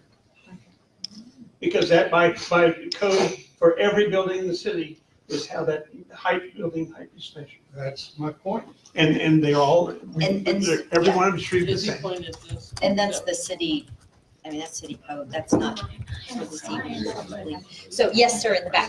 A question? Quick Yes, question. for the applicant. And I'll tell you why I'm asking. Do you plan on letting people smoke in there? at the venue? Smoke inside the Inside, venue? correct. No. It's Okay. state law. Can't. I assume that, and I just wanted to say that I live on the backside of Teal Cove, far away from this, and my property borders the power line easement and then the Remington Apartments. When I used to sit out in my hot tub at night, I can hear people on those balconies having a cigarette and just a normal conversation. You get 12 kids with voices like mine that then drink in an open bar for 4 hours out there, it's not gonna be quiet. The idea of trees and berms and stuff, it's not gonna stop it. Question, follow up on it. Yes, ma'am. Okay, I live right there, right behind where you're building. On Chisholm Creek side. And my backyard is right up against that and right up against all the tall grass and everything. And I worry about, I had a fire in 2012 because of a neighbor throwing a cigarette out in the grass. And destroyed my condo and I redid it. Sure. I don't want to go through that again, you know? I was just wondering, is there any way, I mean, how can that be monitored to keep people from going out there after they've been drinking and talking and tossing cigarettes out there into your, grass area? I mean, I know you, but we're talking like 1 or 2 o'clock in the morning. I mean, I'll be asleep, so will everybody else. Sure, no, I understand your concern. It's a big concern to me. Right, no, I understand. And our intention, to answer his question, which I think I already did, is not inside. But if you do have somebody that comes and smokes, there will be a designated area. I think it'll be easier for us to police that challenge than it would, say, if we built 10 single-family homes and we rented them to just whoever. They can smoke wherever they want, flick their cigarettes in the neighbor's backyard, and we can't manage it. But at least the way we're planning, we can set a line of regulations that folks have to follow. Deposits they have to pay, and I'm just like you. I do not want this facility to burn down. So it's a concern of mine as well. Okay, let's take a couple more questions. Yes, ma'am. I have a question about the barriers. We live on Chisholm Creek, I guess on the west side of the river. But I'm concerned about the creatures because we feed all kinds of creatures, and now with this barrier and all these things that are going to be taken out, have you considered the creatures that's going to be? Well, I've heard of, you're not the first person that's mentioned that, and I get it's a valid concern. There's a lot of wildlife back there. The boundaries that we're proposing are natural. So if there's not an adequate line of trees or eyesight blockage there currently, then we'll either take from the site with like a tree spade and move something over there. But we're not talking a concrete wall or anything like this as far as the boundary. So aside from, when an event's going on, animals are free to come and go. When you look at the percentage of what we're utilizing on this property, it's maybe 30% or less of the actual full property. It's probably more like 20 because there's 9 acres, but there's only a small piece of it that we can actually build on. So a lot of the stuff on the perimeters is just going to go untouched. I was wondering what happened to the other 15%, because Thursday night it was 35% was going to be developed. Well, I haven't ran the numbers on So- it yet, but these are all approximates. That's by the code of how much of the area can be developed. That was myself who was talking during the planning commission. That's the maximum ever, no matter who owns it. It's not his plans. It's just by code.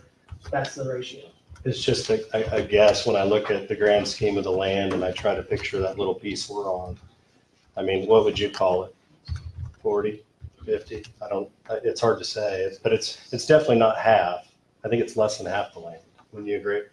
And I just have that's not a fair question, but, okay. A follow-up to the comment you made about the smoking, I would think as the homeowners, you talked about building 10 new homes, that they would put the cigarette in their yard.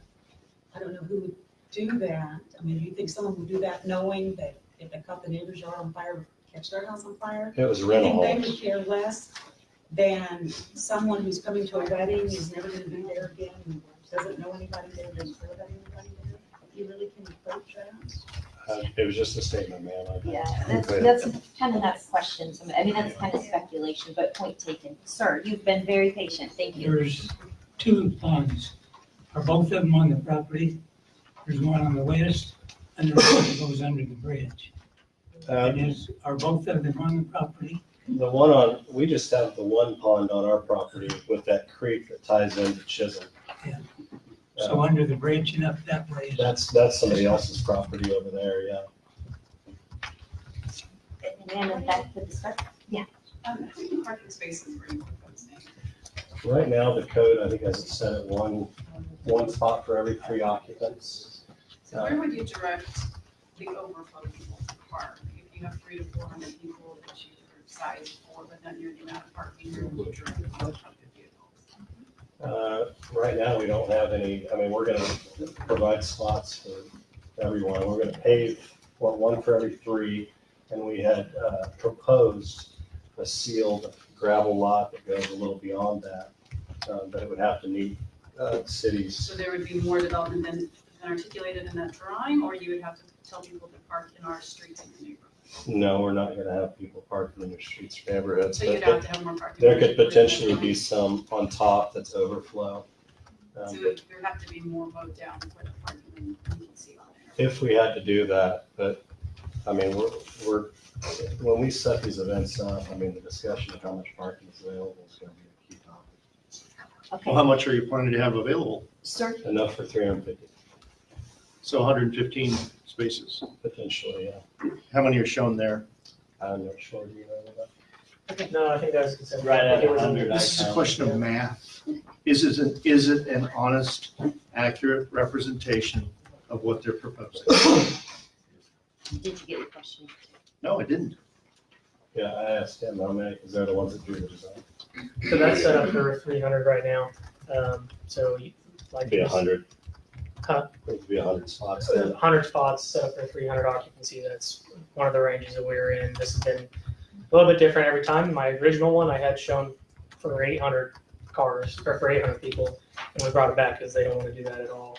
If there's any changes to that, they have to go through planning and make sure it still meets the intent and that it's all hidden and screened. Because we have a year, if the site plan changes, we have to reissue it to them. So is that 100 parking spaces as shown? It's pretty close. I'm pretty sure it's in the low one. It's like 98 or something. Yeah, it's very close. Thank you. In the blue, ma'am? I have just 2 real quick questions. You said there's going to be an outdoor courtyard. Mhm. If there is, people, especially during nice weather, are gonna wanna be out there, and people always congregate in parking lots. How are you going to control that kind of noise level? And my other question is, when the trees and the foliage drop all their leaves, how are you gonna control the noise and the light coming out of there? Because I can see straight across. I live on the west side of Teal Cove. I can see straight across to the condominiums when there's no foliage. Where Looking at his building. you're at right now might require us to put some cedars in and don't drop foliage. There may be some spots where the foliage isn't as thick and we need to do that to screen you from us and us from you. I'm sorry. The noise level, The the noise level. courtyard and parking lot, that size, I people think, congregate in. I think it goes back to the zoning and what we're required to do to not disturb folks like yourself. But how are you gonna control it? That's what I wanna know. One thing I mentioned earlier, and Jake, I need you to verify this, you are going to have staff at all these events, correct? The events will be staffed. I'm sure everybody in here has been to a wedding reception or had one. But our intention is that, people, once they decide to rent the facility, they're probably gonna work with a wedding planner. We're gonna direct them to some wedding coordinator. Not everybody. If not, we can help them get pointed in the right direction for catering, bartending services. That's not something we're planning on offering. That's gonna be brought in from outside vendors. There's a number of places in town that do that, but All right. Sir, yes. It's going to be back in the woods, not visible from the street, is that correct? if you go by right now, you can't, from the street, 37th Street, you can't see. Yeah. Hardly, And, you know, no the leaves fence, dropped. no fence, no gate. No, if we do anything on 37th, because I know there was some concern brought up about, well, what about when nothing's going on in the evening time, somebody going back and partying in the parking lot or causing issues like this. So our thought Or a drug process. business. Huh? Or a drug business. Might run a drug business, you never know. Magnets for that. But our thought, I know what you're saying, I understand. But, yeah, a gate, Just drive right in? Well, no, a lock gate before the crossing, because we are gonna have to cross that little creek that feeds the pond. So if they're gonna go back there otherwise, they're gonna have to do it through the creek. But if I want to come from the halfway house or from the children's home just down the street, I just walk right in. Yeah, well, I mean, No lights, nobody there. I could say Way that, more time it will be unoccupied than occupied. you're right, you're right. It will be rare when there's someone there by your business. But those folks could walk down the street now, I guess. But Those folks could walk down the street now and go do illicit things on the land. Can we just, Well, make sure- there's nothing back can we there, make sure and they the might questions anyway. are I about don't know the that. buildings, the facility? We're trying to, I have a question about about the facility. we're gonna maybe just do a couple more minutes of questions because we want to make sure we have anybody who has statements too. Does anybody have a question or something that hasn't been asked already? Yes, ma'am. What is the proposal for when all this traffic is arriving at the same time, making a left turn off of 37th into this venue, not without backing up the traffic? Well, we don't know that everybody's gonna come in off Woodlawn. Well, half of it will come off of Woodlawn and at least half, I would imagine, since we're on the east part of town. And the rest will come from the east, which won't be a problem, but I'm concerned about what will be coming from the It's west. hard to say, and that may be part of our recommendation is to come in from the east. Now, whether or not people listen to us, but that matter, you know what I mean? If you tell somebody you're gonna be sitting in traffic for an hour and a half, if you come from this direction, maybe we can set up our business plan to tell them to come from the east. Or maybe there has to be some adjustments made to that intersection to accommodate the traffic. In other words, a left turn signal where the entrance is? I don't think so. I mean, I don't It would know. warrant a signal light. We're not thinking of a signal at this Yeah, point. and I would say traffic impacts on everything that's addressed through the planning process. And so when the plan is presented, the issue will be addressed about the entrance on the 37th Street.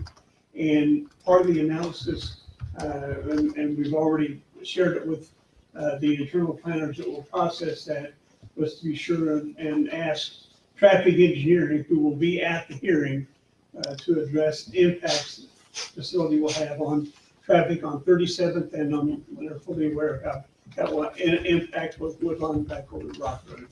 Chris, I have a question. Appreciate you remembering my name. Are you aware that the proposed changes are different times than what you and your client have said? And then also that general provision 13 is recommended to be removed, which limits the light poles? I wasn't aware. So, the original staff report summarized what they submitted. They have provided documents that had different times, and what the planning commission acted on Thursday, you don't have that in this handout. But it's with the different, it matches the timelines on there. Do we have, Say that again? we have the correct time? Yeah. Yeah, it's in the Well, staff you do. report. Do we? That's what I'm asking. So I this, don't know whether you do in the staff report. It depends on, Because you got that before the planning commission hearing. so then But it's not the reflected drawing in that. that you've got has got the language, that will have the hours. So what are the proposed hours, the correct hours? It says in this document, 8 AM to 1 AM Friday and Saturday, and from 8 AM to midnight Sunday through Thursday. So our new proposed language that was modified by the commission is until 11:30 PM on weekdays, 12:30 PM on Friday, Saturday. Okay, so you're shortening it. We're And then shortening there's an hour of grace period afterwards. Correct. Correct, okay. So shortening it by 30 minutes. And but to clarify, that's what you have on there, and they're recommending to extend it. so Someone's right. what the planning commission recommended on Thursday was this language that we had resubmitted, plus those one 5 is resubmitted? recommendations. It was resubmitted to the planning department and the planning commission, and then they have the resubmitted drawing if I'm. I think what he's saying is what he's got doesn't reflect No. that. What you would have gotten in your mail packets There's two has been different updated. times that were handed out tonight. So I'm concerned that the people who are gonna maybe vote on this tonight don't know what they're after. So it's better, my document, well, I have one from the other day, I'm not sure if I have the most recent one, but it's better than the one in the midnight, right? It's going back half an hour, yeah. One of them. I don't know. We have this one. We have, this is 11:30. This is 11:30. Yeah, it's 11:30 and it has the light pole. Right, but I guess, just to clarify my Yeah, concern, sure. is the notes from this meeting dated tonight have a later time? I think that may, because I think this meeting was scheduled before we made the changes. Isn't that right? This meeting was scheduled for in November, and since then, there's been changes to the drawing and approval. I understand that, but in the recommended proposed changes dated tonight, at later times than what you're holding up. This, yeah, so the closing time is 11:30 Sunday through Thursday, Friday and Saturday is 12:30. With the recommended changes to have them later. Thank you. Yes. The handout that you've got has got the old language. They have a hard copy of this drawing that has the new timeline. Do you have one They you can have look that. at? Do we have? I don't. Hold Of this. Okay. Somebody from the district advisory board has a, we're gonna move it to I just public have comment. a question for clarification, since we do have the correct time on this, Yes, and it doesn't match this. yes. Look good. No, it doesn't. We're doing On page 7. No, okay, that document is the original staff report that went to the Correct. planning commission. Correct. What they acted on last Thursday is reflected on that drawing. Correct, that's what I'm trying to ask the question about. So, this is So- the correct one. Right, Yes. so when it comes time for us to take our action, Yes, ma'am. since this is the official staff report we have, we would make a motion to make sure we reference Yes, this. good point. Thank you. All right. So I know you have more questions, but is there something like not, that's like a question about the building or about the zoning, and then we're gonna go into comments? Yes, I ma'am. was just asking, where can we get an updated copy of what is currently at the city? Is it on a website someplace? Can we go get it? Because The we're packet's on the website. operating off of old language. It's not posted on the website, but anybody that wants to send an email, I'd be happy to share that with anybody. If you, there's an email list at the check-in, so we can send you anything, or you can ask Corey. Thank you. Let's do one last question, then we're gonna do comments. Do you have, who's gonna be responsible for the trash afterwards, picking it up, making sure it's not gonna blow away? Owners. Not the Guess, next morning, but the night out. no, the night of. And then one thing for the dad, when you do make your motion, if you do decide to vote in approval, I would recommend that you accept the staff recommendation from Planning Commission, because they added back in the language. There was just a typo in one use not being prohibited that should is team nightclub in the city. They're not trying to do that. Say And that I- again, go back. So when you make your recommendation, if you do end up deciding to approve, I know we have a lot of discussion left, but if you do, make sure that you reference the planning commission recommendation, and that if you do want to approve, that you would approve with the same conditions as that. Not all of the changes have been made on that drawing yet. There was a typo that they caught, and then the signage has not been changed yet. Thank you for that. I Yep. appreciate it. So let's go ahead and go into to public comment. And so again, I know y'all will, everybody's been great so far, but we're just gonna keep it really respectful. And if you wanna make a comment, make sure that you state your name and your address really clearly so we can get it for the record. And next are gonna be our trustee timer. If you can use less than your 3 minutes, there's a lot of people who want to make comments and we want to be able to hear everyone. So we'll kind of just do this on the honor system. So who wants to go first? You can come on up front to the podium, state your name and your address loudly and clearly, and you will have 3 minutes. My name is Pat Risley and I live at 22 Chisholm Creek, or Lansdowne in Chisholm Creek. I am reading directly from a law book that is real estate law and at city planning and zoning. And in part of that on page 442, it says the city plan includes directives for the control of privately owned land, resources in order to promote and safeguard the health, welfare, and morality of the people. I'd like for you to help me understand how that works for this particular service. The other part, the next is, it says, in order, the structures, but more towards sound expansion of community services in order to create a healthy and safe environment which the residents may enjoy life and carry their business functions. And the third part of that, coming directly out of the law, the amenities of urban living can be enjoyed without attendant disadvantage of congestion, dust, noise, smoke, and related ecological pollution. I don't understand how this particular proposal in that particular location promotes the law. Thank you. Thank you for your comments. I appreciate it. Sir, are you next? Yes. Yes. And you are the president of the homeowners association? Yeah, my name is Ken Roth. I'm the president of the And we Northbrook do have the Homeowner letter that you Association. submitted, so thank Yeah, you. you should have a record on file of my comments from my constituents. I live at 6427 East 39th Court North. I jumped up here quickly tonight because when I was in line for over 3.5 hours on Thursday, I had a stomach virus take control and I had to leave the facility. But so I want to speak tonight. The first thing I want to say is I'm not a big fan of this process. You know, the applicant makes a recommendation, takes it to Dave and his staff, and then his staff does a fine job. But it seems like all the people that have lived in these communities for 35 and 40 years in residential housing has no input until it comes to the Planning Commission meeting and the DAB. I feel like we should have been included in this much sooner. Now, we did have an HOA meeting with the developer and the engineer, and we did have some things change, but it's too far along at that point, you know, for us to get our input and our things that we would like across to everyone.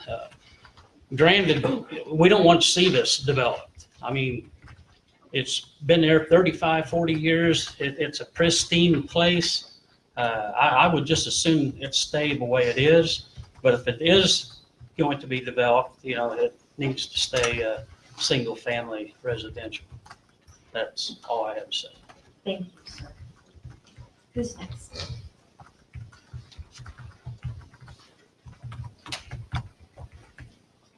I'm Deborah Hoffman, 4128 Plum Tree, 67226. Several different things I'd like to talk about. One again is referring to the noise. And as I said earlier, I actually today was talking to the owners of the 3 homes that are at the NOAA, right across the waterway from the NOAA Event Center, which is a very nice looking place, but it was closed, so there's nobody I could talk to in there. But the owners were home, and they all said that they could hear it occasionally. One was a man, and he didn't care for it. They were always inside when they didn't mention about being outside. Another woman said that it was kind of a muted noise. Another woman said it was a soft noise and it was acoustic. But she's also the one that said that we have a very well insulated and thick home, which our neighborhoods don't, unfortunately.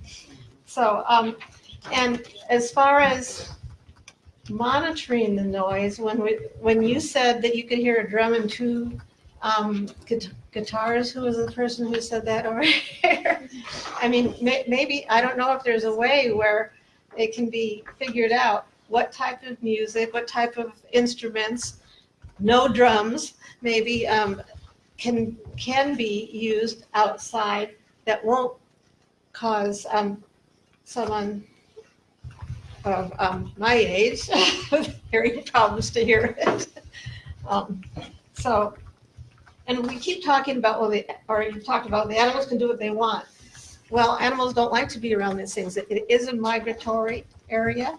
It is a wildlife area where they feed and they breed, and it will disturb them. They can't.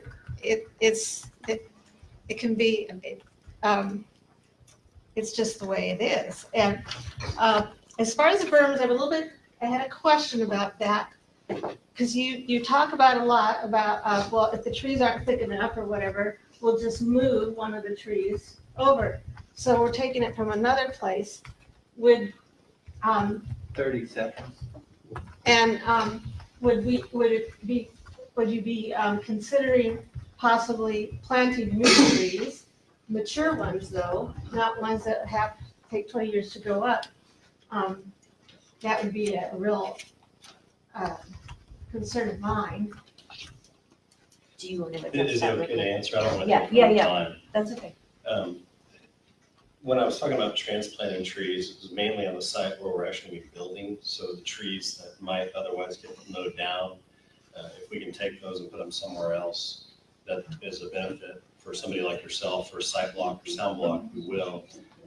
And yeah, by all means, we'll bring in new trees if we need to. Mature ones? Yeah, ones that are, make a difference, not Okay. something that's here that's tied All to right. sticks, for sure. All right. Today you got 30 more seconds. Also, one thing I noticed, for instance, when I went to Noah's today and at other venues, there's usually hotels around. Noah's is at 13th and Greenwich approximately. There are hotels around there. And when people go to weddings, people come from out of town. When people go to other graduations, whatever, they come from out of town. They like a place to stay that's near the event, especially because they don't know the area that well. And I fear that next will come the hotel people wanting to change the zoning in areas near around further 37th, perhaps west of Woodlawn, and perhaps east of Rock, to see maybe start building hotels so that they can accommodate the guests. Relatives. Thank you very much. Thank you. Who else would like to make comments? Your name and your address, please. And we'll reset it at 3 minutes. My name is Jana Olkers, and I live at 19 Chisholm Creek in the Chisholm Creek condominiums.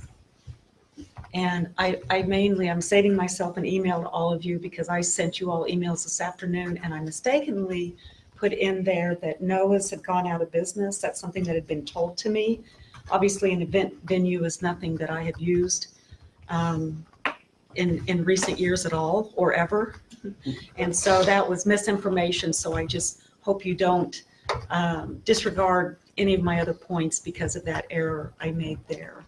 So I'd ask that of you. And I obviously am very much against this zoning. I'm not going to add anything new there, except I just really want to stress the reason why any kind of commercial development would not be good with any kind of effect on the ecosystem.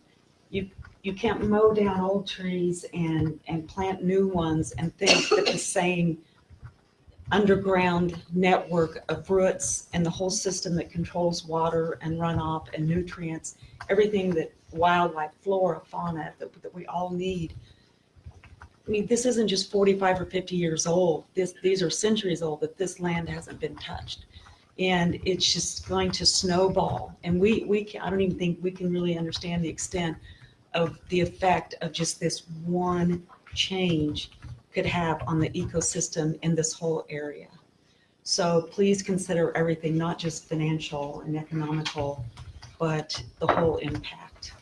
So that's all I have to say. Oh, but I still would like to have my question answered, and maybe I'm just the only one who doesn't quite understand why when the property was bought, zoned residentially, and you'd mentioned Thursday night that you had initially intended to develop them for residential properties.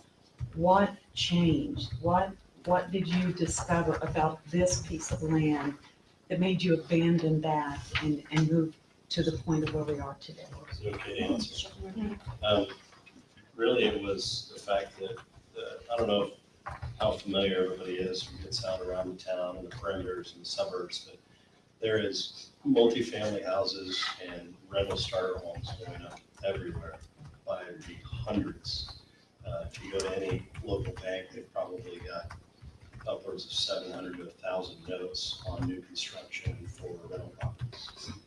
So saturation of the market was definitely in the back of our minds.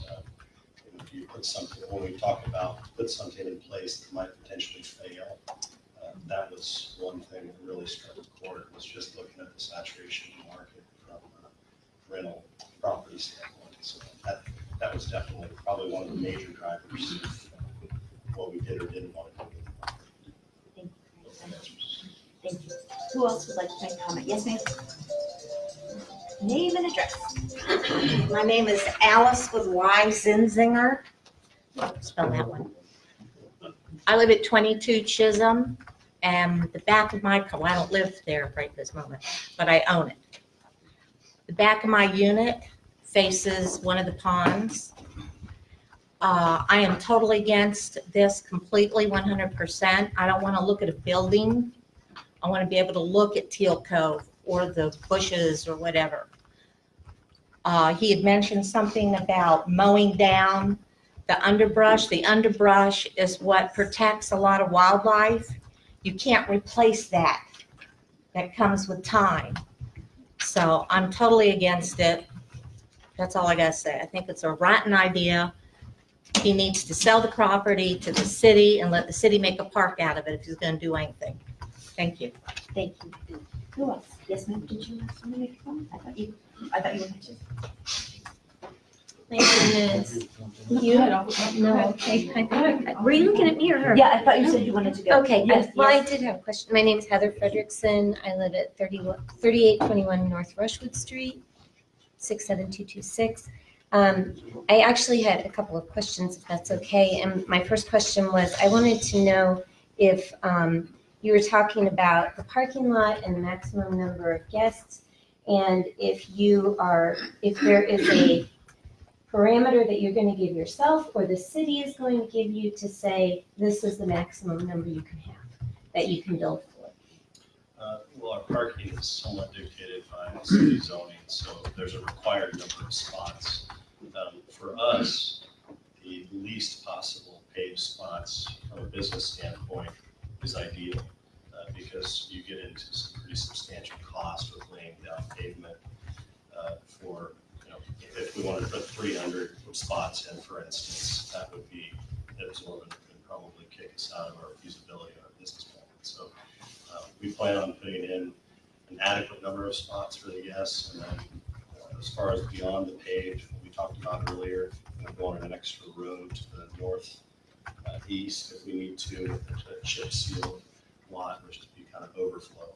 Okay, so do you have an idea then, when you go to build your building, do you have an idea then of how many visitors you want at your venue at one time? What is your building going to max out at?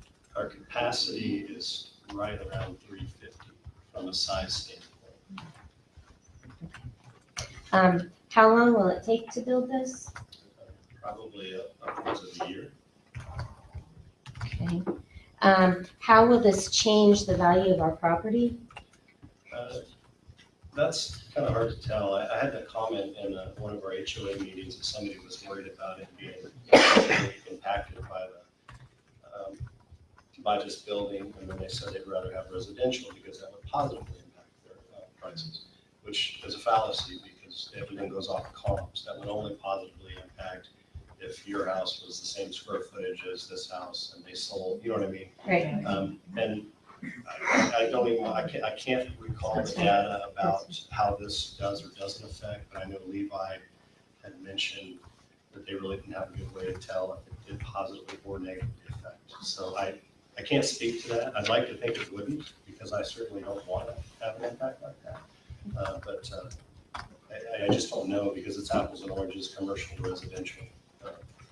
And then also, we live in Teal Cove, so we have one entrance in, one entrance out. And if people are coming to the venue, which is right down the street from us, what will you do to make sure that I can get out of my neighborhood or into my neighborhood in a timely manner when the venue is open and all the guests are arriving all at the same time? Whether they're coming or going, Right. impeding traffic getting out. Mhm. That's a tough one. Obviously, I don't know if late night would affect you, but maybe when they come early, Yes. that might be an effect. Right. And just hopefully it just wouldn't be a huge effect. I can, we're gonna, like I said, we're trying to be sensitive to that when we set up our events, our contracts, about the way people come in, but unfortunately, we don't have a lot of control over whether or not somebody listens to us. Thank you.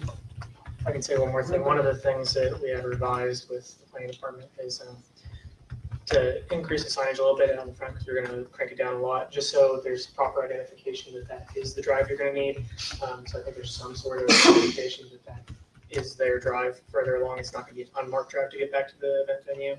And then also one thing, I know we keep bringing up traffic, and it's gonna be, it's more of a plotting issue on what eventually will happen, but if you look at the 37th and Woodlawn intersection over there, the closest one, and you look at the traffic maps for Wichita, there's well over 40,000 cars to see that intersection a day, 15,000 going. I'm not by, I'm in the middle though. I'm not by the intersection. I'm just talking about coming and going So from my neighborhood. So all I'm trying to say is that this, with 115 extra cars coming down Woodlawn, I don't know how much you're going to notice that with how high volume, well, down 37, sorry. I don't know how much you're going to notice that volume change when there's over 10,000 cars on that street per day. Alright, So point taken. But just quickly, if I would, and I don't know the answer to this, but and I don't know if this would mitigate any of that, but is a do not block the intersection sign, is that even applicable to something like that? Is that something that can be? I'm sorry. it's something that we could work Just with. a suggestion. It's something we could work with traffic on, him funding, traffic approving the sign style and putting in. We don't put in traffic signs, even if the developer, the applicant offers to pay for it unless it's warranted. So we'd have to do a traffic study just to make sure. The reason we don't want to do that is everybody wants to put a traffic signal in and that disrupts the flow of traffic. Sorry, Councilwoman, not signal, just signage. Signage. Thank you. I'm Yes. sorry. I No, misunderstood. yeah, this Sorry. event center will definitely not warrant a new signal. There's It's no only way at that 50 this would cars, warrant a signal. right? Yeah. Okay, and I wanted, we would have been here, I would have been here on the meeting on Thursday, but I was out of town. Thank you So, for letting us. that's why I wasn't in on some of the things you already talked about. And we appreciate you being here tonight. Thank you. Yes, ma'am.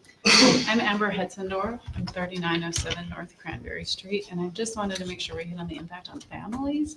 We purchased our lot. We have small children. We purchased it to raise our family in a quiet residential neighborhood, which the north side of the street is a quiet residential area with the nature area behind us and the parks down the street. We scoot all around. We bike all around. We scoot down 37th.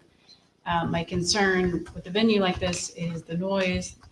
A lot of people have been consuming alcohol around my small children. And again, the traffic with kids who are biking and scooting around what we thought was a residential neighborhood. Thank you, ma'am. Appreciate it. Anybody else want to make a comment? Sir. Matt Stuckey, Robinson Law Firm, 200 North Broadway. I'm here on behalf of Richard Drake, who lives at 3931 North Bayberry. Just what you all wanted to hear at 8:45 on a Monday from a lawyer. But I wanted to highlight the legal considerations that guide this particular PUD application. First, burden of proof, and second, the golden factors, which I believe you all have in front of you. First, I think it's critical to understand that the applicants here have the burden of proof to show that all the factors under the Wichita-Sedgwick County Unified Zoning Code are satisfied. That means this case doesn't start off like a tie. It doesn't start off in favor of the application. It starts off against the application, and only once the applicant has satisfied you that all these factors are met should you vote to approve. Additionally, looking at the factors, I just wanted to highlight a couple for your consideration under the zoning code. First, the extent to which removal of the restrictions will detrimentally affect nearby property. Now, I don't think that the applicant here has met their burden of proof on this factor. In fact, I think this factor clearly suggests that this application should not be approved at the city council level. Additionally, I wanted to highlight, and I think this maybe goes without saying, the opposition or support of neighborhood residents. But on the first factor, by my rough calculation, there's about $1.8 million worth of real estate just to the west of this proposed development. There's about $10 million in the immediate area. And what we're talking about here is a quiet residential neighborhood. The proposed PUD involves alcohol consumption in an event center until 11:30, possibly 12:30 at night, with a 1-hour grace period. And at least in my experience, the weddings I've been to, things are not quiet at 1:30 in the morning after a wedding with an open bar. Additionally, my client is concerned about what will happen with this event space, with the parking lot, when people are not around to monitor the premises. And I think, again, that militates in favor of recommending that the city council deny this application. And then finally, in terms of opposition of neighborhood residents, you've seen some opposition here today, but over 150 protest petitions by my last count have already been filed. More are likely on the way. There was overwhelming opposition at the planning commission level. Again, my client would strongly ask that you all recommend that this application be denied. Thank you. I just want to clarify one thing. You made a comment about you hope that the city council will not vote in favor of this. Correct. This vote tonight is not a city council vote. This is not Correct. a binding vote for Correct. city council. This is just for this evening for the district advisory board. Right. Okay, I just want to make sure that Of course, was clear to yes. you. Awesome. Okay, thank you. Who else wants to make comments that haven't? Can I just, Did you just have a? can I just say, I'm against the event center. I forgot to say that. Thank you. Ms. Frederickson, right? Thank you, Ms. Frederickson. Good job. I'm trying to write them all down. Sir, and if you can state your name and your address. Question. Yes, Keith, I have a question for the developer. for the applicant. Realistically, how many events are you gonna host a week or a month? I mean, I'm sure you put some plans to that. I'm just kind of curious what your plans are there. Based on the numbers that we've seen in the region and how far folks are booked out and how much of the calendar year they're booked out, you can typically count on 2 events a week. The activity during, and that's on the weekend, probably a Friday and a Saturday night, maybe Sunday, but most times you're going to be getting 2. During the week, it's going to be maybe some tours by brides or corporate administration who want to look at maybe having an event. A lot of that's going to happen in the off season, like now through New Year's in February. But March through October is kind of the key time. Thank you. Yes, sir. I noticed by your veteran. Thank you so much for your service. I appreciate it. I do that with every veteran. If there's any other veterans, you got my appreciation too. Thank you so much. I appreciate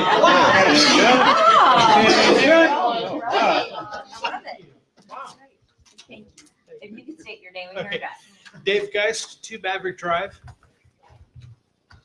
Okay, cool. I am in a definite minority here because I support this project. I'm probably going to get tomatoes thrown at me, which is fine because I love tomatoes. A great number of points have been brought up and concerns have been brought up, and that's awesome. I think it's wonderful. There was a question, a concern raised about morality. I hear concerns of alcohol. I don't know if anybody realizes this, but with the location of the Wichita Children's Home, within a 30-minute walk, there are 25 locations at least where alcohol can be purchased. There's at least 4 liquor stores, 3 major stores where you can buy wine, beer, Quick Trip, and Casey's down the street. There is alcohol within the area. Where was the concern? Where was the concern when the Wichita Children's Home was built? And where was the concern when these new venues that serve alcohol was being created there? That's something that just kind of sticks in the back of my head. The wildlife, yeah, that's a very important thing, and I'm in agreement with that. Wildlife is a very, very big part of our community, our planet overall. But nature and wildlife have this uncanny ability to overcome and adapt. I've seen a lot of people throw breadcrumbs, bird seed, corn cobs out for the animals, and that's great. I've done it a time or two myself. We've got a squirrel that comes into our backyard area sometimes, and that's pretty cool to see. Traffic, I don't think that's gonna be a big issue. The engineers will take care of that when they get to it. I do hear a lot of concern about declining property values. I'd like to know, somebody brought up a point, well, our property values are going down 20%. Where did that number come from? Who found that number? Has anybody ever gone out and done any research? And you will find property values increase when there is a good development in a vacant lot. This is a good development. It's not a recycling center. It's not anything that would be detriment to the neighborhood. This will increase the property values, not by a whole lot, but maybe by a little bit. And I think that's something that's very important that we have to look at, because it's our legacy 30 seconds. for our children. Yeah, I used to be DJ and have done a lot of wedding dances and all that. One thing I've noticed, and this is true of a lot of weddings, people leave at various times. They'll leave as soon as the reception is over. They'll leave as soon as the adieux are said. It depends. Not everybody's going to leave at once. And again, you're talking about at most 100 cars. That's not very many. That's the average church parking lot. For this idea, I hope that you give the consideration it's due. Thank you very much. Thank you. Do we have a couple more comments? Can you all maybe ask the question later? Because this is just public comment. Yeah, thank you. Thank you, Mr. Geis. Thank you. Do we have another, Jeff, would you like to speak, sir? I would, ma'am. Okay. Thank you. I'm Chris Broderick. I live at 3927 North Bayberry Circle. To the golden rules, number 3, I'd like to just mention the detrimental effects to nearby property. The developer applicant has mentioned 350 people until 1 a.m. I'm not sure how that does not detrimentally affect nearby property. The length of property, number 4, it's mentioned in the city's plan approval comments that the length of time the property's been vacant. It says that the subject property has remained vacant and undeveloped for many years. I'll just add that I live directly north of this. My backyard backs up to it. And in 2008, my home was in the 100-year FEMA flood plan. This land, from the research I've developed, shows that this came out of that in 2016. I think that's probably why it's been undeveloped for many years. So the comment from the city, I believe, is misleading to you all and to the city council in general. And number 6 talks about the relative gain. And I guess I just would say the health and safety of welfare of the public that surround this is I'm not sure how any person can recommend this or approve it based on the drawings we've seen, the confusion in them, the fact that between the applicant and the developer, they're not sure which way the building's going to face. The height of the building has been in question, whether there's light poles or not. I'm just not sure this thing is ready for approval. I will say the applicant on the news mentioned that the residents just don't want it developed at all. I don't think that's the case, because if someone was to build a home here, we wouldn't even know about it. It would have just been getting done. And to answer the gentleman's question about where was the public concern of that, we weren't in the notification area. All of these neighborhoods aren't in the notification area for where that children's home were built. We didn't know anything about it. Where did this conversation and this concern come from? It's from the residents spreading the information that we did receive, making sure others were aware of it and known of the distance. Now, to the city's credit, they did expand the notification area, what I was told, to 500 feet instead of the state law of 200 feet. To me, that's just nowhere near as far. I believe the noise will carry way past the 500 feet, let alone the 200. And so to answer the question of where was all this concern with all the other issues around our neighborhoods in our city, I think that explains it very well. We just don't know. And we're the ones who vote for this stuff. And we just hope that that is considered into all of this. I heard some great questions from the District Advisory Board members, a lot of questions and concern. A lot of that confusion and thought that you've had tonight or when you started reading this or driving by is exactly what we all thought when we started getting these notices and when we started spreading the information throughout our neighborhoods. To clarify, not all of Northbrook was even notified. Very few, only a couple cul-de-sacs were notified. Three cul-de-sacs. No, that's 30 seconds. No. Oh, thanks. However, there is three notified. There are 3 cul-de-sacs that do back up south from 39th Street, and I believe those are the ones who were notified. Again, I just appreciate the democratic process and the ability for us to come here and share our concerns with you all. So, thank you. Thank you. Any other comment? All right. If I may? Yes, your name and address? Yeah, I'm Gary Seaton. I live at 3813 North Cranberry in Wichita. First of all, I want to thank the applicant for taking the entrepreneurial initiative to propose this. I'm all for that. And I think you're doing, everything you're doing is in good faith. Now, I oppose the project for reasons I'll get into, but thank you for taking the entrepreneurial initiative. It's what makes us great. And thank you all for your service, for being here as volunteers, I assume. No, we get paid. Highly paid, even better. I'm not putting that in. If you're I think they're tired. But they are strictly volunteers and they should be commended. At least we elicited that, huh? Okay. By my rough back of the envelope calculation, there's about 300 square feet of windows and French doors facing southeast on the project, unguarded. So what I'm seeing is that there is just a terrible lack of specific written commitment to mitigate light and noise. Yeah, there is something in the plan that says 15-foot cap maximum height on light poles with light directed downward, but we've got 300 square feet of unprotected windows reflecting interior light until the wee hours of the morning. Again, we don't know how big the building is. We don't really know its final orientation. I'm not sure that's even been decided, but it seems to me we're getting the cart before the horse with too few specifics to approve in good faith. You need facts. You need plans. I absolutely believe the applicant when he says he wants to have a high quality project that is sensitive to neighbors' concerns. I believe him. But we don't know that in writing. And I think it's too much to risk to approve at this point until you all have more certain facts. Thank you.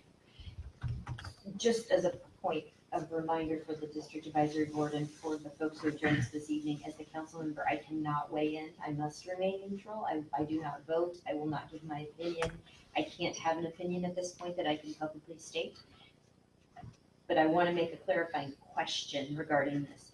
At this point, does the applicant have to have, they don't have to have all the details. I just want to make sure that everybody's on the same page, because at this point, do they have to know all of the details of exactly how the building's going to look and how tall the windows are and everything? No.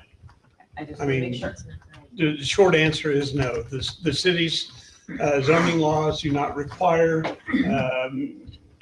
this kind of detail on any structure at all that is going through just a general zoning process. And zoning decisions are made. And I've had this question, I don't know that I've had it here before, but I've had it many, many times about why don't we get more detail that get very specific about that. Does the law in Kansas allow the city to do that? Yes. But to do that, you would have to change the zoning laws, which takes votes of the electeds, and it would also require, because it's a joint city-county code, would have to be done also by the county commissioners. And that has been discussed, to my knowledge, in this city, I know going back at least to the 50s, and the decision has consistently been that the city will not establish detailed kind of drawing requirements for general zoning decisions. There are other communities in Kansas that do, but Wichita has said no, and it would take a change the zoning law for that to occur. We're not doing that tonight. No, and it's on tonight. Question for Mr. Euro. Okay. Look, Yes, yeah. Can you clarify the comment that was made that because this has received so much information or concern, that if this is approved, it won't be accepted or written into whatever law or whatever until the plating is complete? Okay. And then can you explain what plan then would have to be maintained after that point? Under law, the zoning does not become official until it would be passed by the city council by ordinance, and that ordinance is published.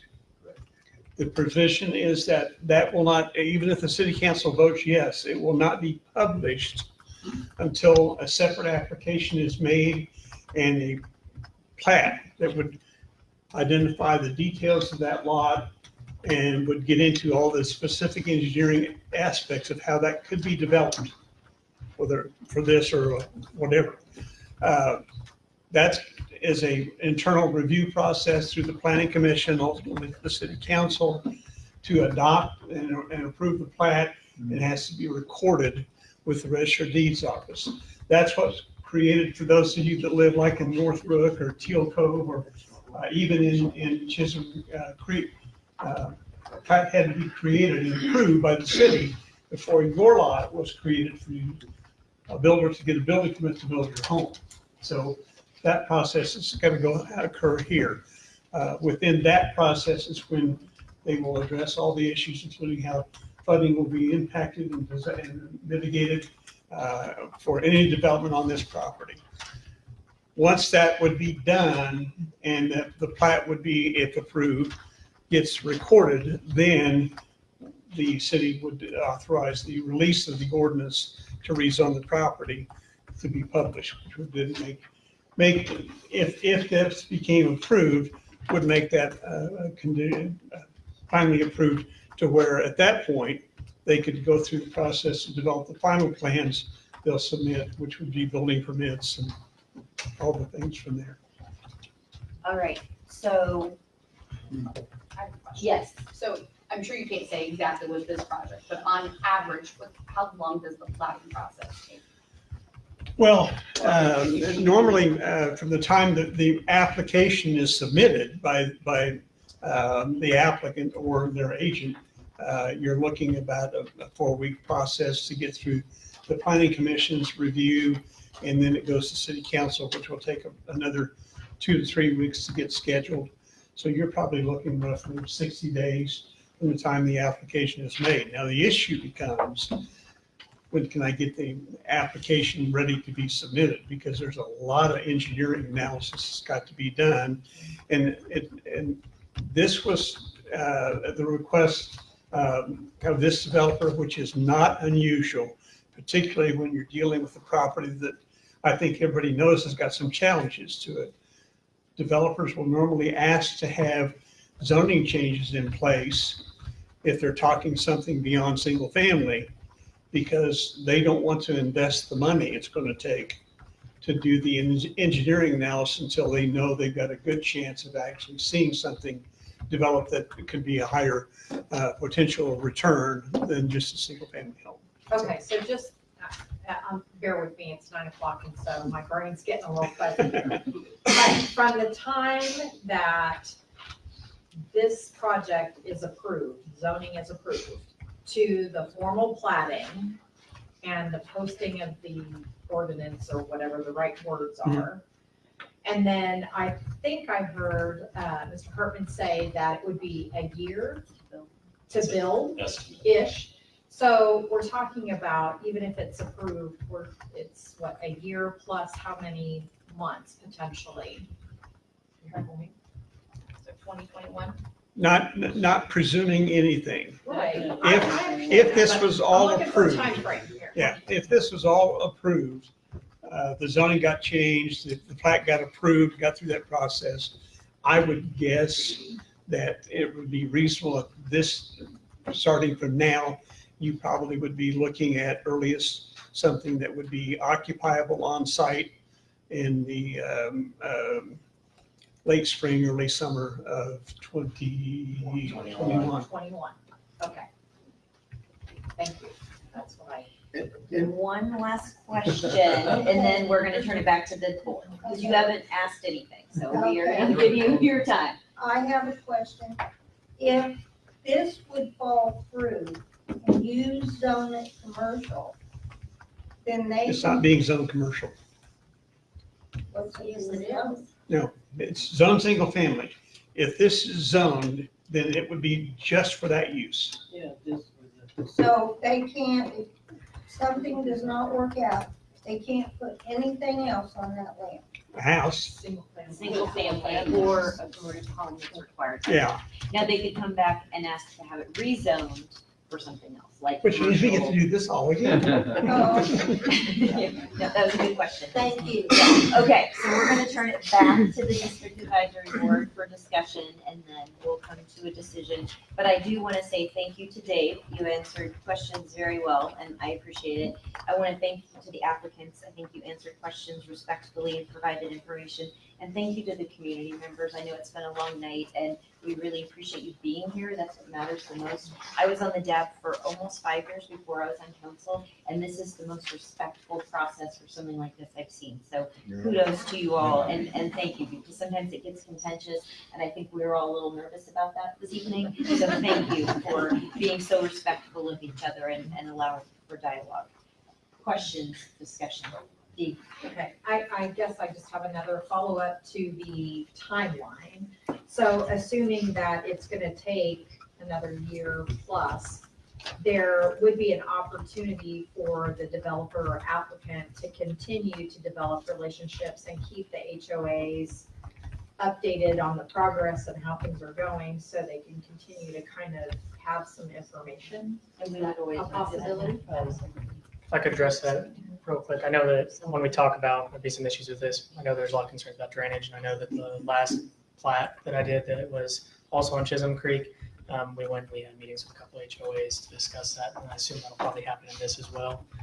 Joe Hickles, the stormwater engineer, and when the stormwater manual tells do no harm, Joe sticks to that 100%, and he'll make us go through multiple iterations of a design, and then go talk to neighborhoods if he thinks it's needed and stuff like that. So I'd assume there's more communication going on. I just know that personally, I used to live in Bel Air, and we experienced a really horrible flood.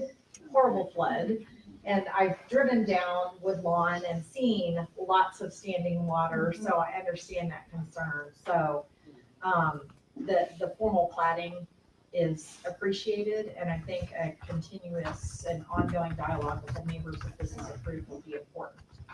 Thank you. Okay, discussion. Can I ask Jake? Yeah. Just for everybody's information here. Number one, this is not public land, so it's not going to be public land. That's not an alternative. The man owns it. But your plan B didn't sound like building some homes for sale. Your plan B would be to build rental homes. Correct. Okay, I don't know how many rental homes you have now. Maybe some of the condos are the like. Show of hands, how many would prefer this venue to rental homes? You would prefer this to rental? Oh, no, sorry. I would. You would prefer, okay, how many would prefer rental homes? Neither. Well, no, you don't have that choice. At least right now you don't. That's a fact. You don't Yeah, have that because choice. it's already zoned. Because it's already sold, you know. He owns it. He owns He's it. gonna put I something. consider single homes. Rental But you know what, that's not what this evening is. Right. This evening is a But discussion. to address his Strictly question, zoning. to address his question, It's strictly. when the zoning bankers change. see a concentration of credit, that makes them nervous. When they already see, according to the applicant's own testimony, 700 to 1,000 loans outstanding to build new rental units, then banks are going to say, I don't think so. Or if you want to put in 50% equity, sure, we'll loan you the balance. I'm happy to let the market speak to that alternative. So I mean, this the evening, rental opportunity is not. so this evening, the discussion is this appropriate use for this land, right? No. That's the only thing that we're looking at right now. So, yes, Dave. Yes, thank you. I want to first thank everybody for coming. This is a great show of how democracy works and how neighborhoods work.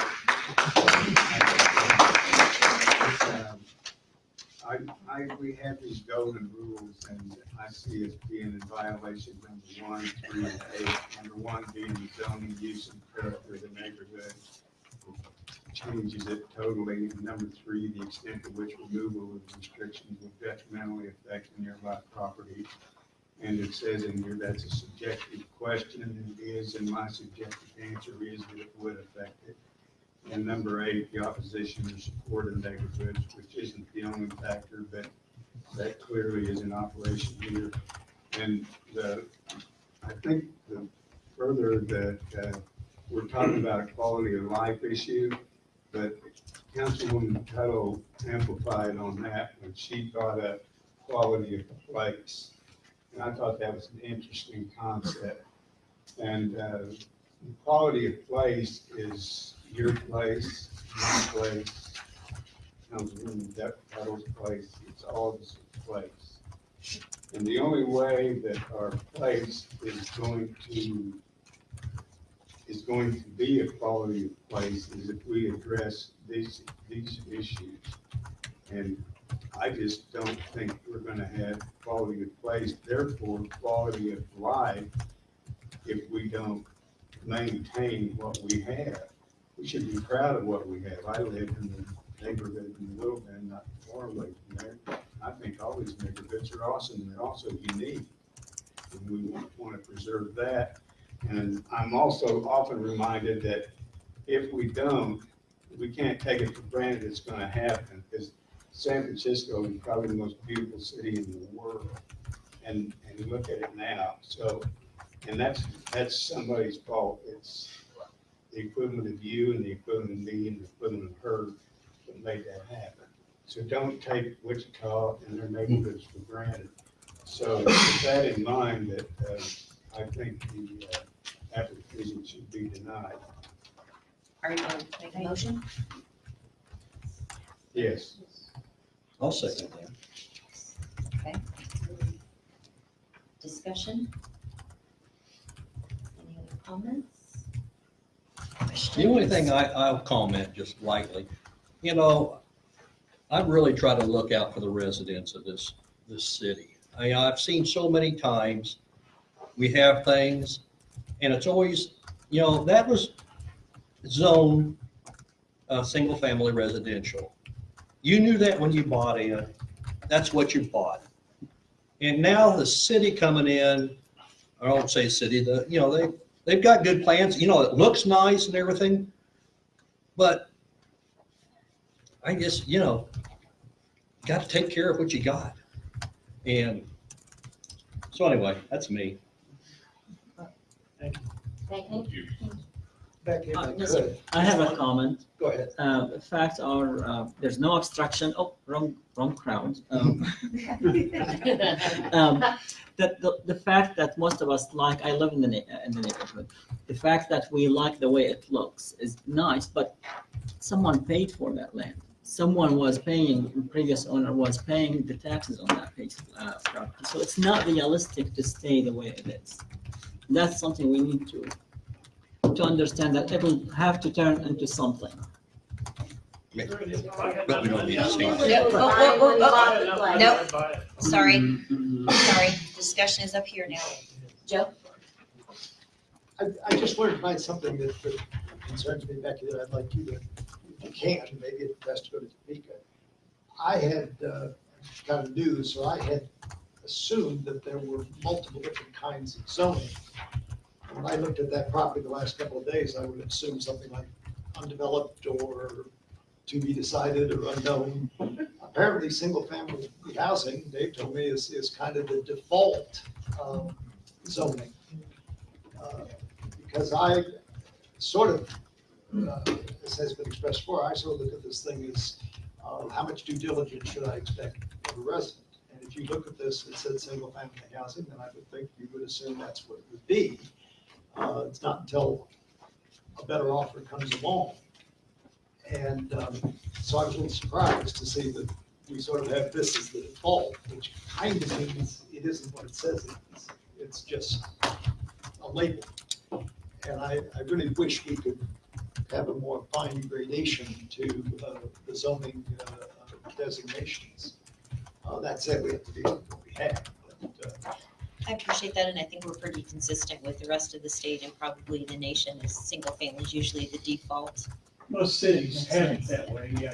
Some zoning regulations do have other categories that certain properties can be put onto that are even more restrictive than that, but they're not an option within our code. It's pretty consistent. Well, when these residents decided they would buy there. They looked at the schools, they looked at the traffic, they looked at the neighborhood, they looked at how much money they had, and when they put all that together, and they said, oops, there's some empty land around here, I need to go check that out. It says it's single family, and oops, if there's water around here, I need to check to see if it's in the flood zone. And they put all that together, and they said, yep, this is gonna be my quality place. So they did that, and now we are attempting to violate that. Okay, so we have a motion from Dave. We have a second from Sam. We've had discussion. Any other discussion? Okay, we're gonna call the vote, and I am gonna Can you ask. restate the question? The So motion. Dave has made a motion to deny the zoning change, correct? The PUD change. The PUD. The PUD, sorry, Yeah. sorry, we're used to saying zoning. So And remind people, this is not binding, this is an unfortunately. advisory. Yeah, just advisory. So what I'm gonna It's not ask, binding, but this is the only meeting you have the city council person present, and she is one making the decision.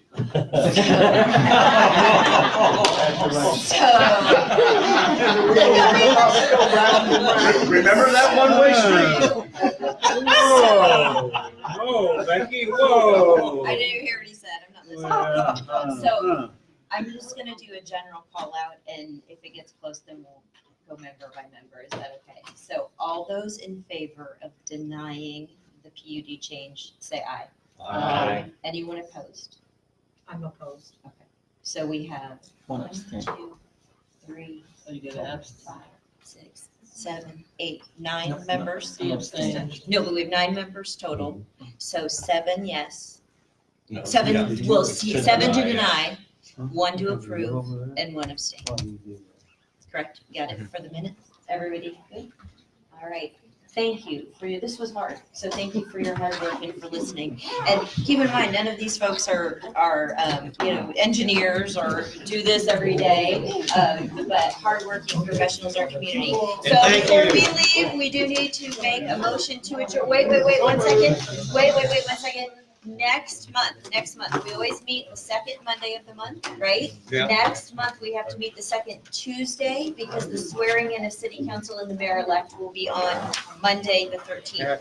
So our next meeting will be on Tuesday, the Corey, you'll let us 14th. know once you. We will remind you Thanks, bud. several times, I promise. All right. Happy holidays, and we have a motion from Dee to adjourn. We have a second from, okay, and all those in favor? Aye.